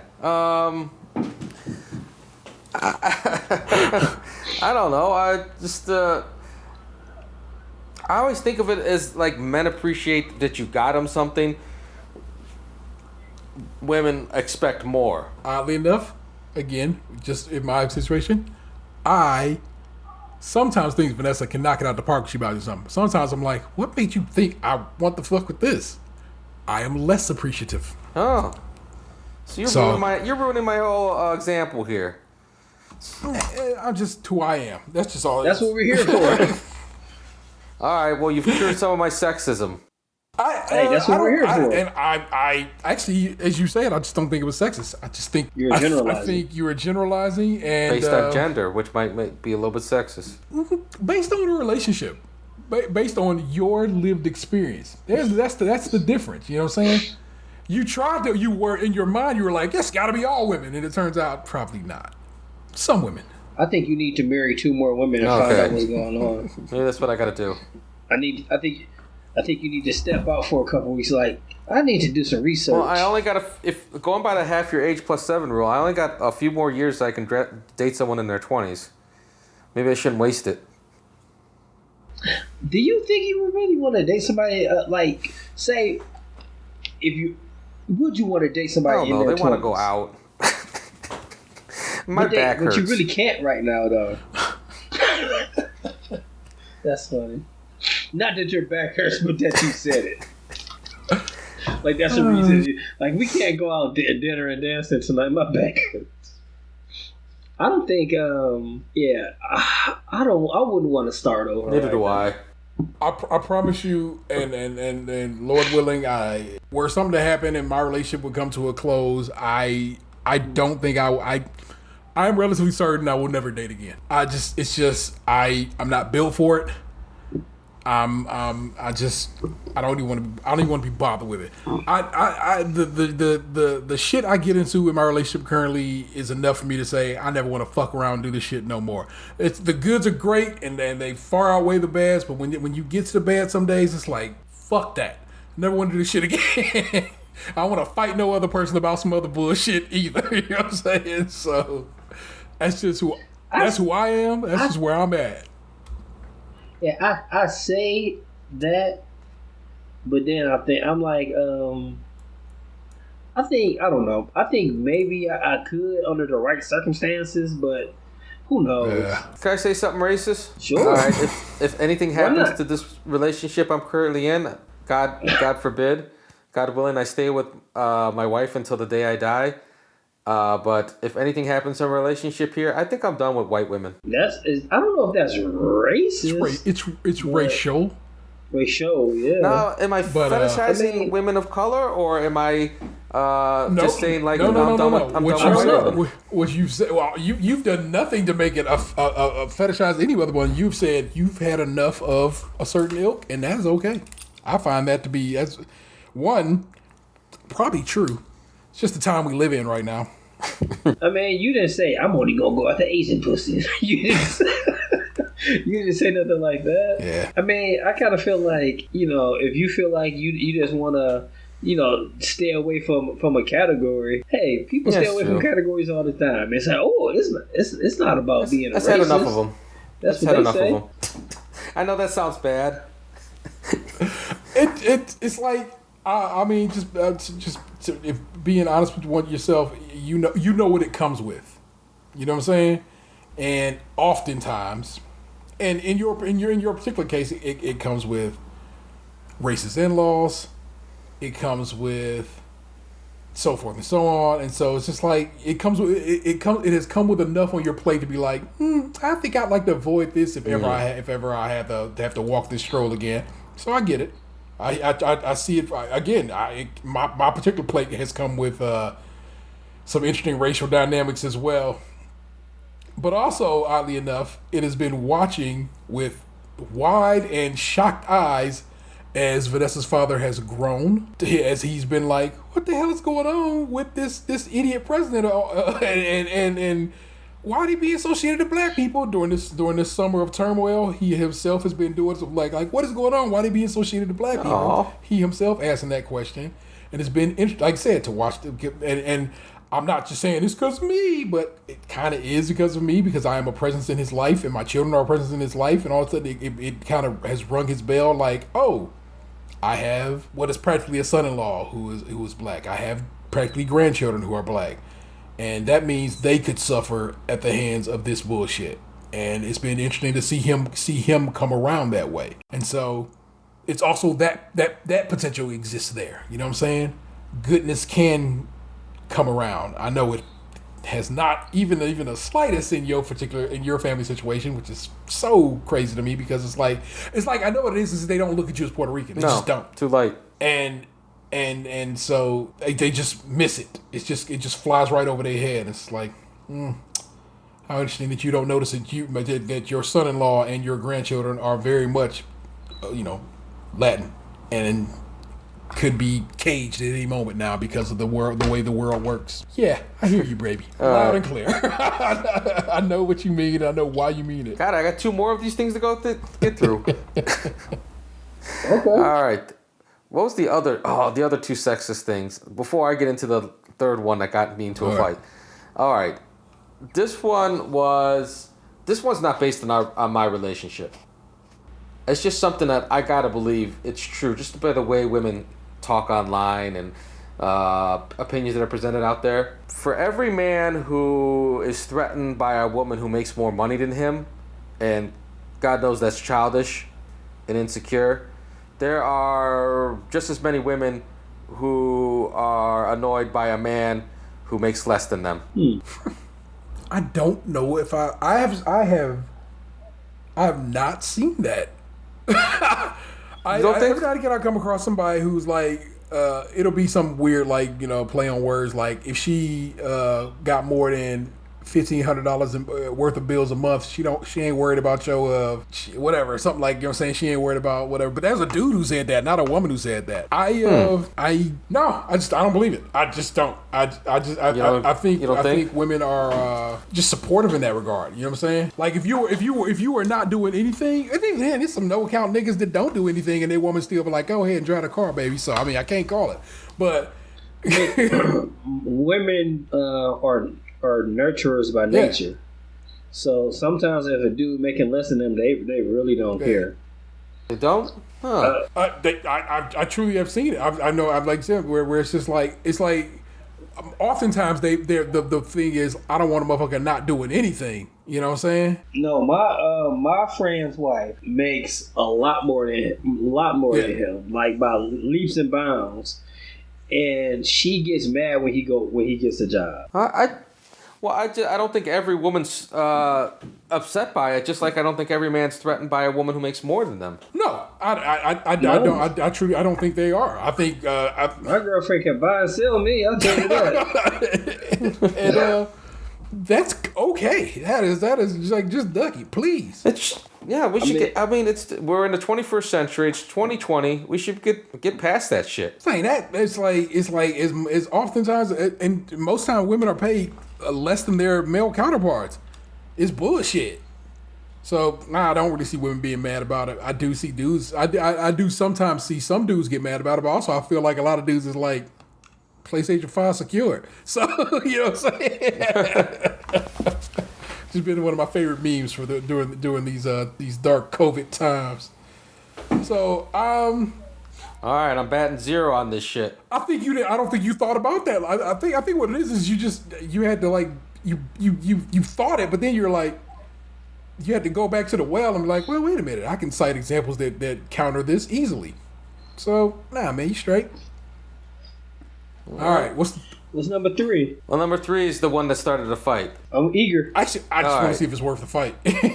I said, and I guess maybe I said it wrong. I said men care more about codes than women do. Okay, what do you mean by that? Well, I just mean there's an expression, man's got to live by a code. I don't hear that expression that women got to live by a code. And it's not even like a knock towards women. This is what she took about it. She's like, she's saying like, so you don't think women have integrity? They don't have codes of conduct? I'm like, no, of course they have codes of conduct. I just think that men adhere to their codes more often than women because men are less flexible and more stringent when it comes to codes. Correct. Yeah, that's. I don't know about that. That's more about dudes than women. It's like nothing to do with women. In fact, That's what I said. Thank you, sir. I kind of feel like a dude. I never sleep with one of my friend's girls. And like, oh yeah, but that ass fat. Oh yeah. Well, see, look, they didn't live up to their code, but they had that code. Which is all he's saying. Is all he's saying is like they got a code. Not necessarily. That's the example I gave. and she says women adhere to that code more often than men do. I'm like, I don't know. I don't know. She gave me the example of the fact that my prom date slept with my best friend. Why And I'm did you like, tell your wife that? I don't know. It came up in conversation organically. But I mean, okay, so citing that example, was your prom date somebody you had a deep relationship with? No, I didn't have any feelings with her. I was a little bit annoyed that she did it. Who cares then? Again, that's a bad example on her part. Yeah, it's not like, oh, I really care about this girl. If I would have said that to my buddy, I don't know. Pussy's pussy, and he was drunk. I don't know. Okay, my house of cards is just completely crumbling here, and I feel like an ass. Just like the show. On the third one, you're good. You're perfectly fine, and I how did you say it? Maybe you did say that. Did you say it with a tone or some shit? Men got a code. I just said, and y'all asses don't. Did you come in there like Mr. Tears? Because I don't say like understand that. That's it. very aggressive. Yeah. You're not code having bitch. But no, I didn't say it like Bitches that. ain't got no codes. Oh, shit. I just said that like men care more about codes than women. It's like, what do you mean by that? Do you think that men have more integrity than women? I'm like, no, I didn't say integrity. Nothing to do with integrity. Yeah. I think maybe if you would have phrased it, that men think that they stand for codes more. That might be true. That actually that okay, is there we go. true. Men care more about codes because they think they stick to them more than women stick to them. Yeah. Yes. Or at least some type of Assassin's Creed. I had a fourth one, but I don't know. Well, shit. This isn't even, and this is not sexist against women. This is not more like None of these are proven to be actually sexist at all. You know what I'm saying? Men care more about pride than women too, but not for good reasons. Probably for bad reasons. But I feel like that's been drilled into us, and so that's more of a societal situation. You know what I'm saying? Yeah. That's actually something I try. I don't want drilled into my kid's head. I want him to be proud of his accomplishments. I want both my children to be proud of their accomplishments, but I don't want it to be the driving force. You know what I'm saying? And yeah. See, you're good. Everything you've said has been fine. You've done nothing that's been whatever. I've only disagreed kind of on the first one, and that's basically because I think it has more to do with your particular relationship than anything else. And so I think you're golden, sir. I think you... Maybe I felt more confident in it because I said it to another friend of mine. And he says, "Ain't that the truth, brother?" And it made me feel like, yes, women don't appreciate this like men appreciate. I think some friends you got will hype you up no matter what. But in a bad way. Like a bad hype man. I have laid this shit bare to Gabriel, and I told Vanessa the same thing, and she kind of get grumpy me about it, but it's like, unless you just really fucking up, I got your back 100%. I just do. I'm just going to trust that you are right. And when you're wrong, and sometimes, you know what I'm saying, sometimes we've come to terms where I've been like, you're the wrong one. I have told you as much. You know what I'm saying? I've tried to be as honest with you and whatever. But in almost all situations, I'm batting for you. I'm on your team and I got your back. And sometimes Vanessa's like, well, what about this, that, and the third? I'm like, I can't be concerned about that. I have to be worried about my man's feelings in these situations. Because that's just what it is at that point. And so if you just all the way wrong, I have told you before when you're all the way wrong, and you know I have.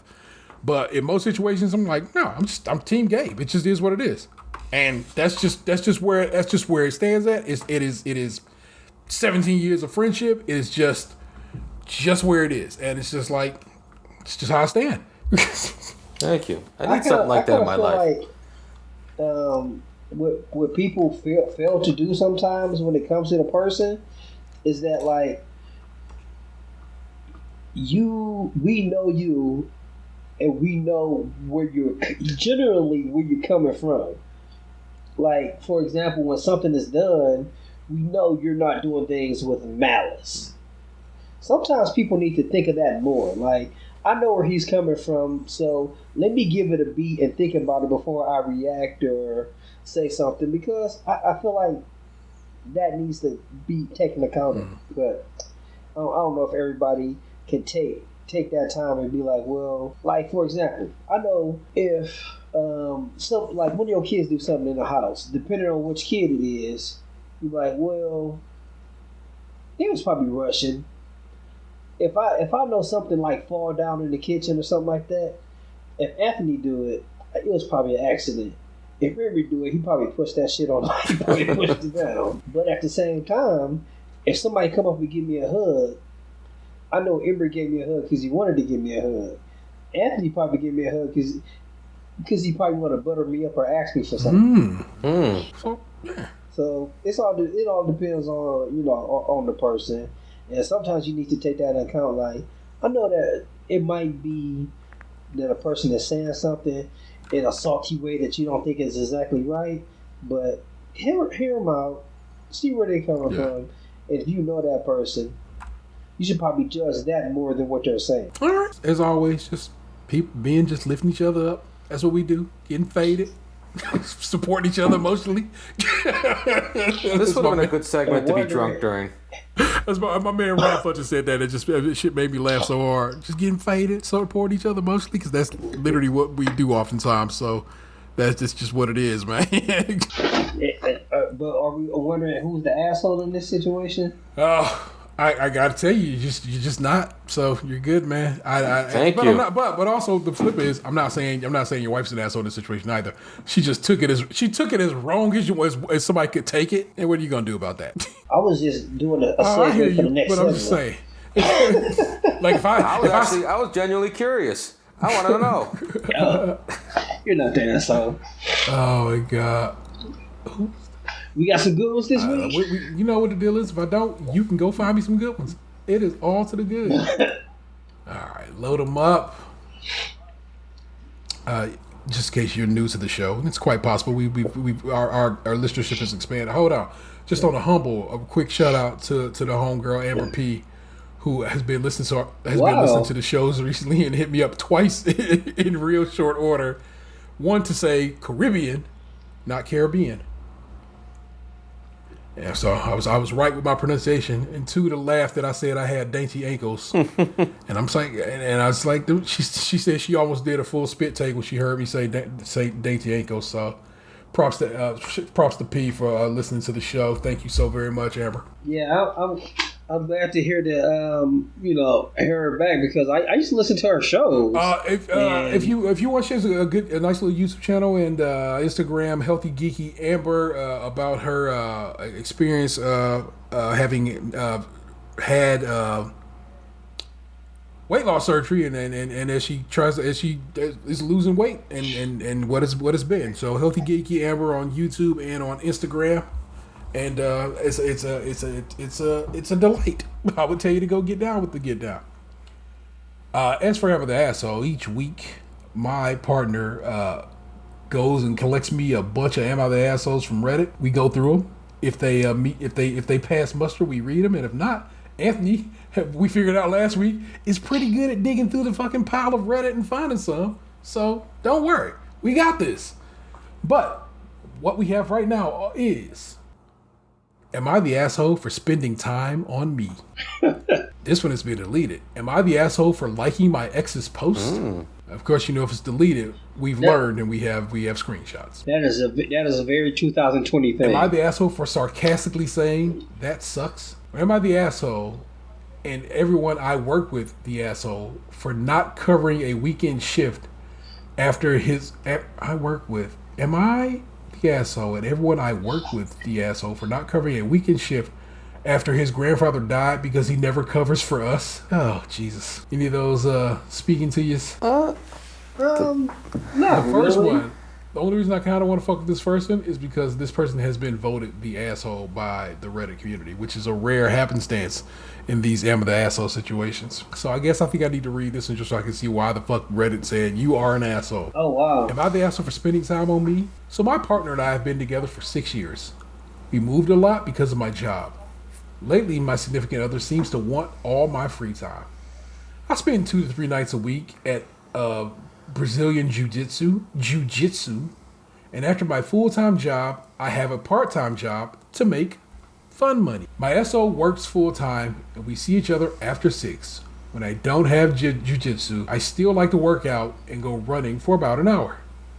My significant other doesn't like to run, and lately all I hear is how I don't spend time with them. On weekends, I like to work on my car or watch a UFC fight. But some days we go out and do what my SO wants to do, like wine tastings or the aquarium or whatever. I don't have a lot of free time to spend with them, so it feels very smothering that they need more time. Am I the asshole?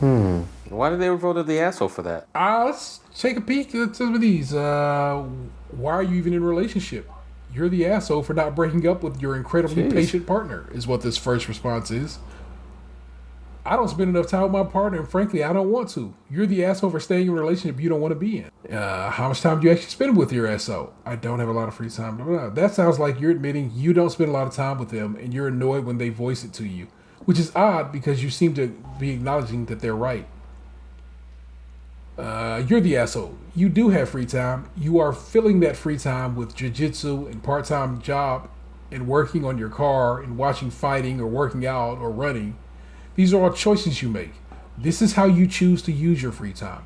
Your partner has noted this and would like more of your free time. If your partner wants more of your free time than you're willing to give, perhaps the two of you are not suited to be partners. It sounds like you and your partner have vastly different interests and that you have no interest in spending time with them. So yeah, you're the asshole. Either work on your relationship or end it. There's just more. Got a hard time. That. And wait a minute. Here's one not the asshole for that particular comment. Not the asshole. I don't think you're an asshole, but I do think you need someone more compatible or someone more independent. They're a little harsh on this person. This person's been in a relationship for 6 years, 2 to 3 nights a week in jiu-jitsu, after working a full-time job, and then working a side hustle just for they got some dough to spend on. On weekends they work on their car and or watch UFC. So they fill pretty much every waking moment with shit that they want to do. I'm not saying it makes them an asshole per se, but it does mean this relationship probably is not the best for them. You know what I'm saying? Because they don't want to fucking kick with their significant other. They just want to go do shit. So I'm not saying that makes them an asshole because I'm not that harsh. But that is the segment, and that is the the site, the part of the site they're on Reddit. So yeah, if I'm saying being that we have not the asshole or yes the asshole, okay, this person is the asshole. You've talked me into it. You've talked me into the asshole.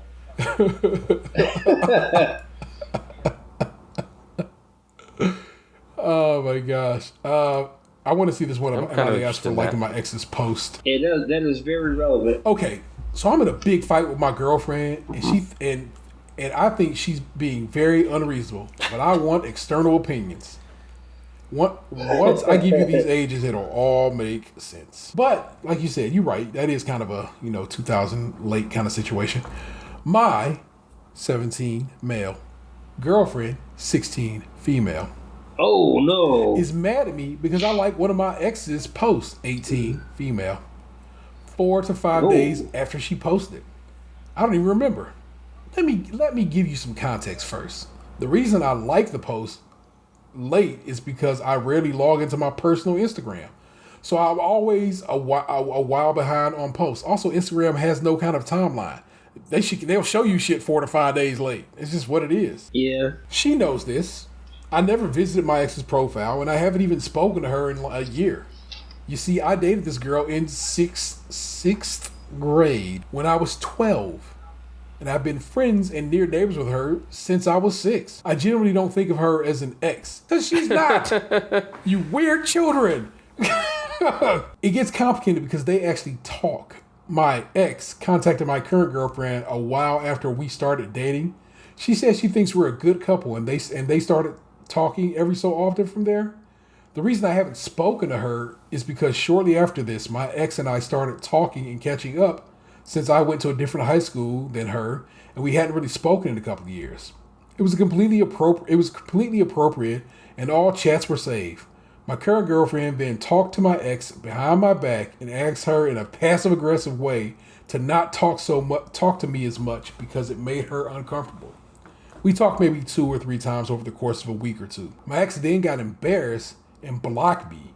Apparently, my ex texts my girl whenever she sees me, literally just to tell her, which I agree is weird, but my girl seems to hold me in contempt because of it.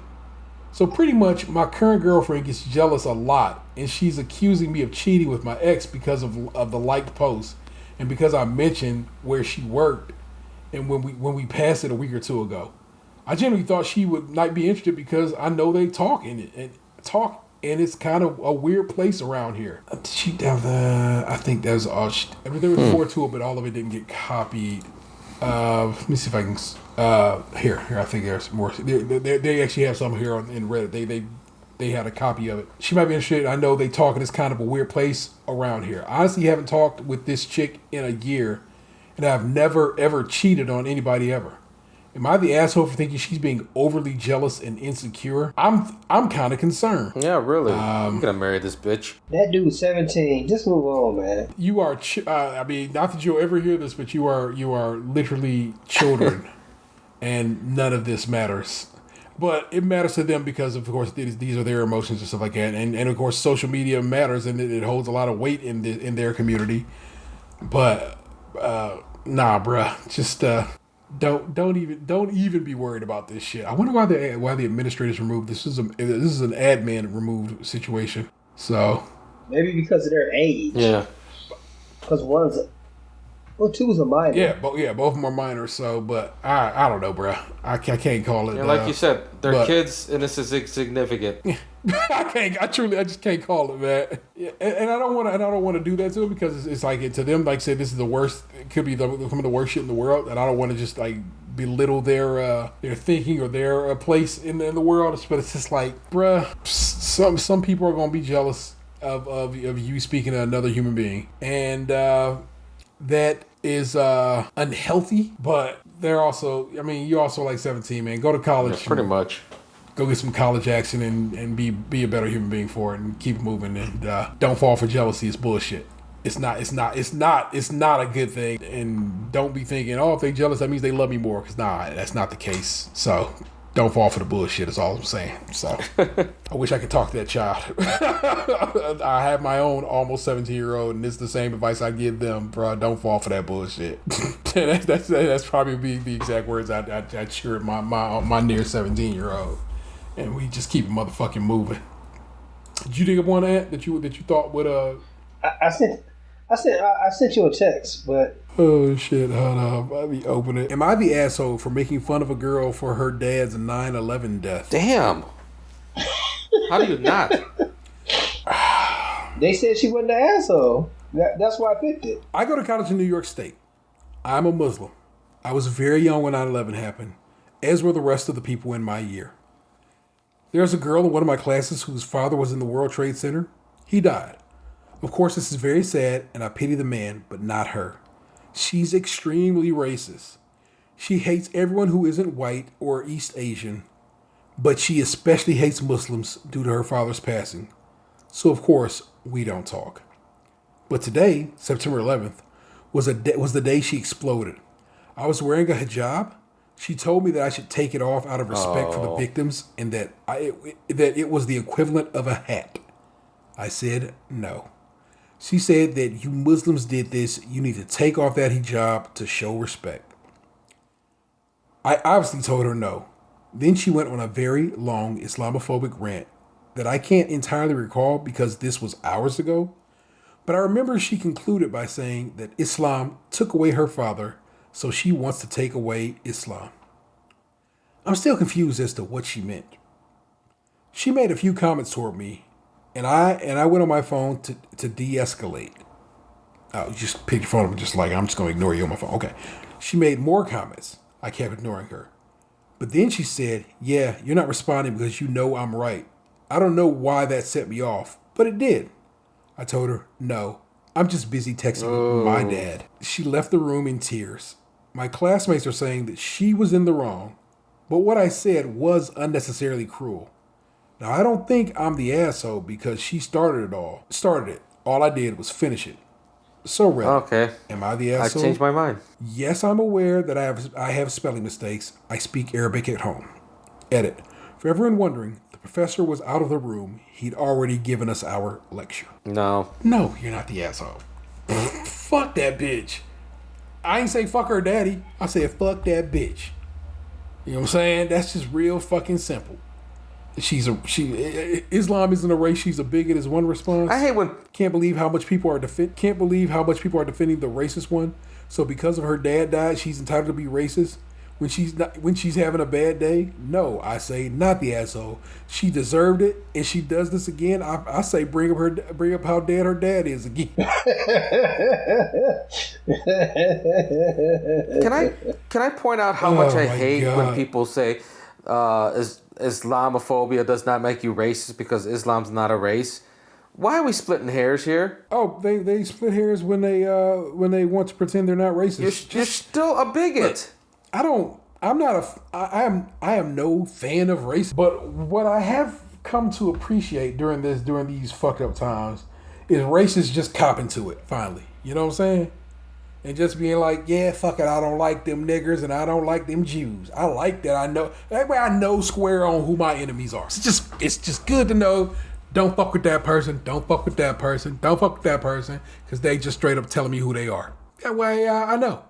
I don't want you pretending to my face that shit's sweet when you are talking wild greasy about me behind my back.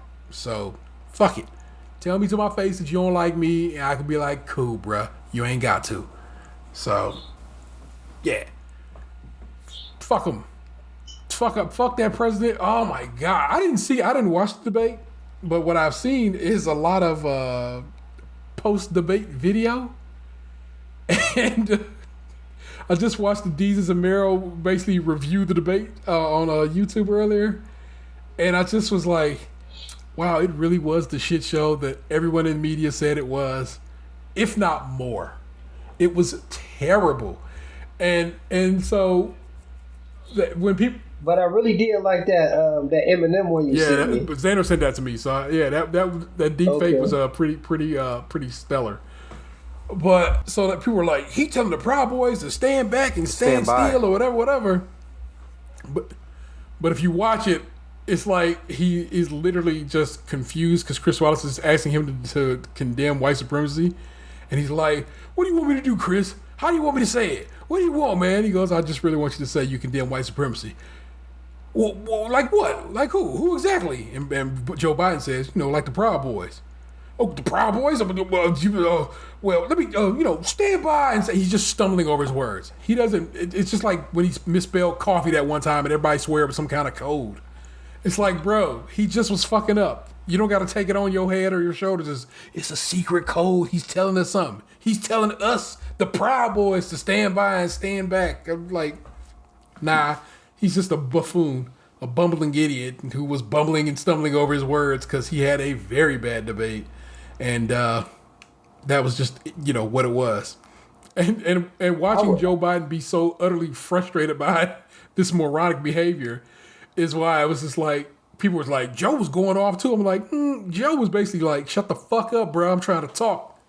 And I had to just laugh at it. And then he tried to talk about Joe's son was on drugs. He's like, let me tell you something. And they, like, Joe squares up with the camera.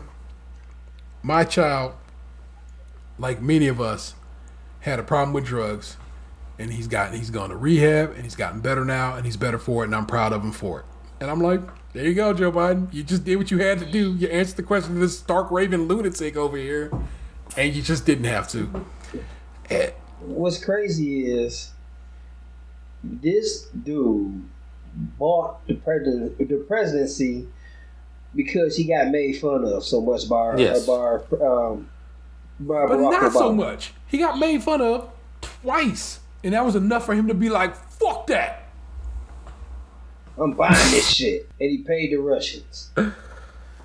I know that's just my I don't know theory. if that's a theory so much as it's widely accepted that Trump became president out of spite for Barack Obama making fun of him. I get it. I oftentimes people are like, the Russians did this and so forth, and they did that, and Comey did this and Comey did that. But I'm gonna tell you, just like I told my partner the other day, a good 100 million people, eligible voters, set their ass on the bench on the last time. Yeah. That will be it every single time. Sure thing, Russians did what they did, but the reality of it is, this motherfucker stay home, and you can't do that. You got to get up. You got to get up, get out, and get something. Don't let the days of the life pass you by. And if you ain't gonna be bothered voting, then just really shut the fuck up, because you've decided I'd rather give the democracy away than do anything about it.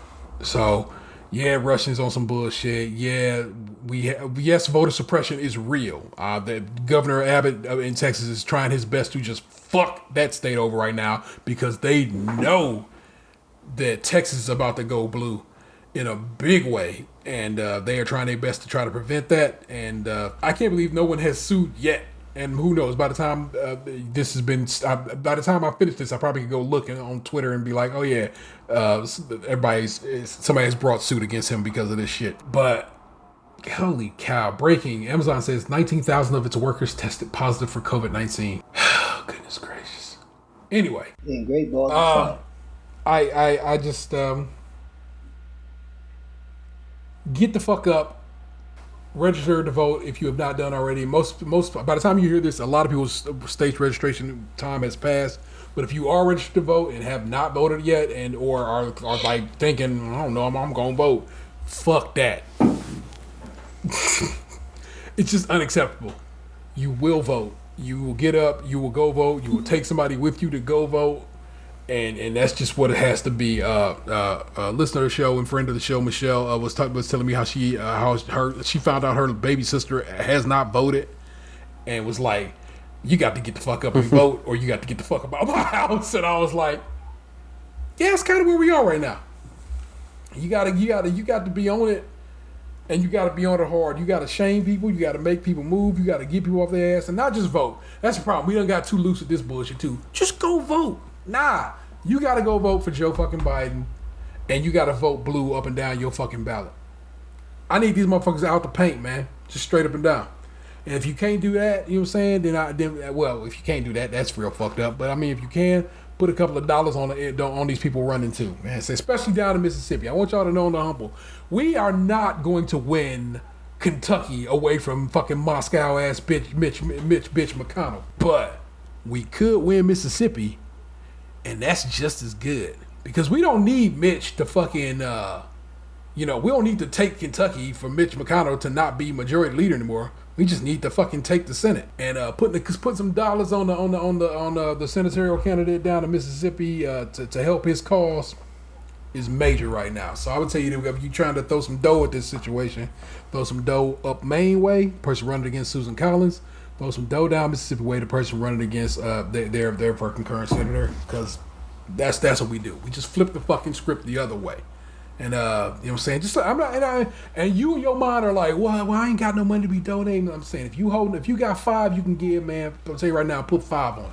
It goes further than you think, because if you put $5 on it and 20 other motherfuckers do, and everybody does, then they helping the cause, man. And that's all we gonna do at this point. Help the cause out and try to get blue candidates elected up and down the fucking ballot. And that's just real. So this is what it is, people. We've run out of show. This is where we've at. We've arrived here. Your picture's been locked for a while, and you know I can hear you. Yeah, really? Your picture is. I'm gonna take a picture of your picture because it's so dope. But I can hear you talking, and so it's just your video. Your video is like nah.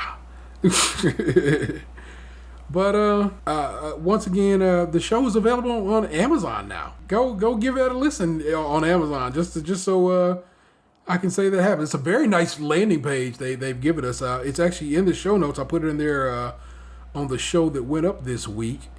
So that's actually pretty dope to see that we have an Amazon landing page for our show there, which is quite nice. But our show is a lot of places, and I mean, you know how he gets down. Please rate, review, subscribe, and share the show wherever possible. Go follow our YouTube and Twitch and Twitter pages. On Twitter, it's @Skimpod, SKIMPOD. It's Stays Crunchy and Milk on YouTube and on Twitch. And like I said, if you're already donating to the cause of candidates of trying to oust other motherfucking evil in this country, then I mean I understand. You know what I'm saying, you ain't got dough to throw our way. But if your pocket's just fat enough for everybody, to quote Devin the Dude. No, that was Odd Squad. Who featuring Devin the Dude. That was the name of their album. Fat Enough for Everybody. It's weird how they spelled it, but still. And you care to support the show financially, then please hit us up over on Patreon. Stays Crunchy Milk over on Patreon, where members at the $5 and above tier get extra content each month and early access to new shows. We also have merch available over at tpublic.com/user/stays crunchy and milk. All one word. I find the lighter the shirt, the better our logo pops on it. So, just, give you that little bit of advice, you know what I'm saying? I realize, you know what I'm saying, it's getting toward fall. We all want to rock the dark joints, but maybe the Heather Gray, consider it. Heather Gray is always the best color t-shirt in my opinion. You know what I'm saying? That's how he gets down. And if you just you think, hey, I need to talk to these brothers, give us a call. It's 216-302-8763. That's 216-302-8-POD. We would love to hear from the pod sister.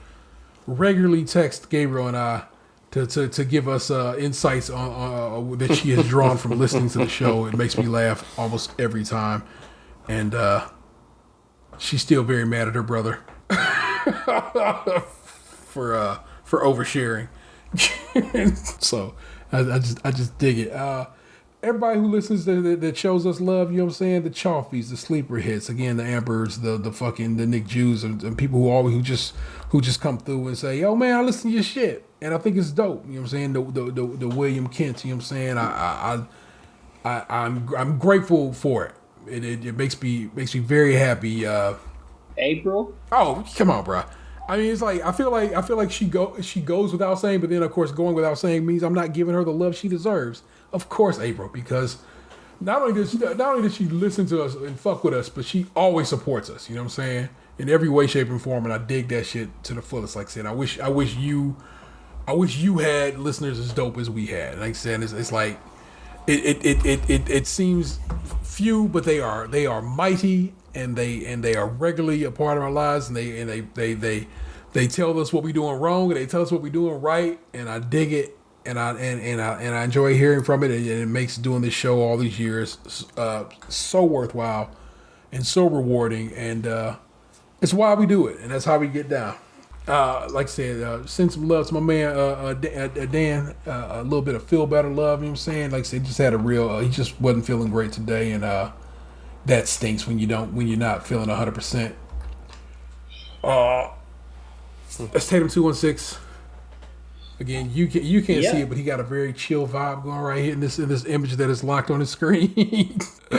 That's my man, the real ODP, my homeboy Gabe. Today I learned that transit cops are the daytime strippers of police. I shouldn't have touched it. Shit. It's so good. I am the Ernest Table 713. You have just been podcast 2, and I know you loved it. Because I'm good at it. Peace. Hey, what happened to you? You used to be beautiful.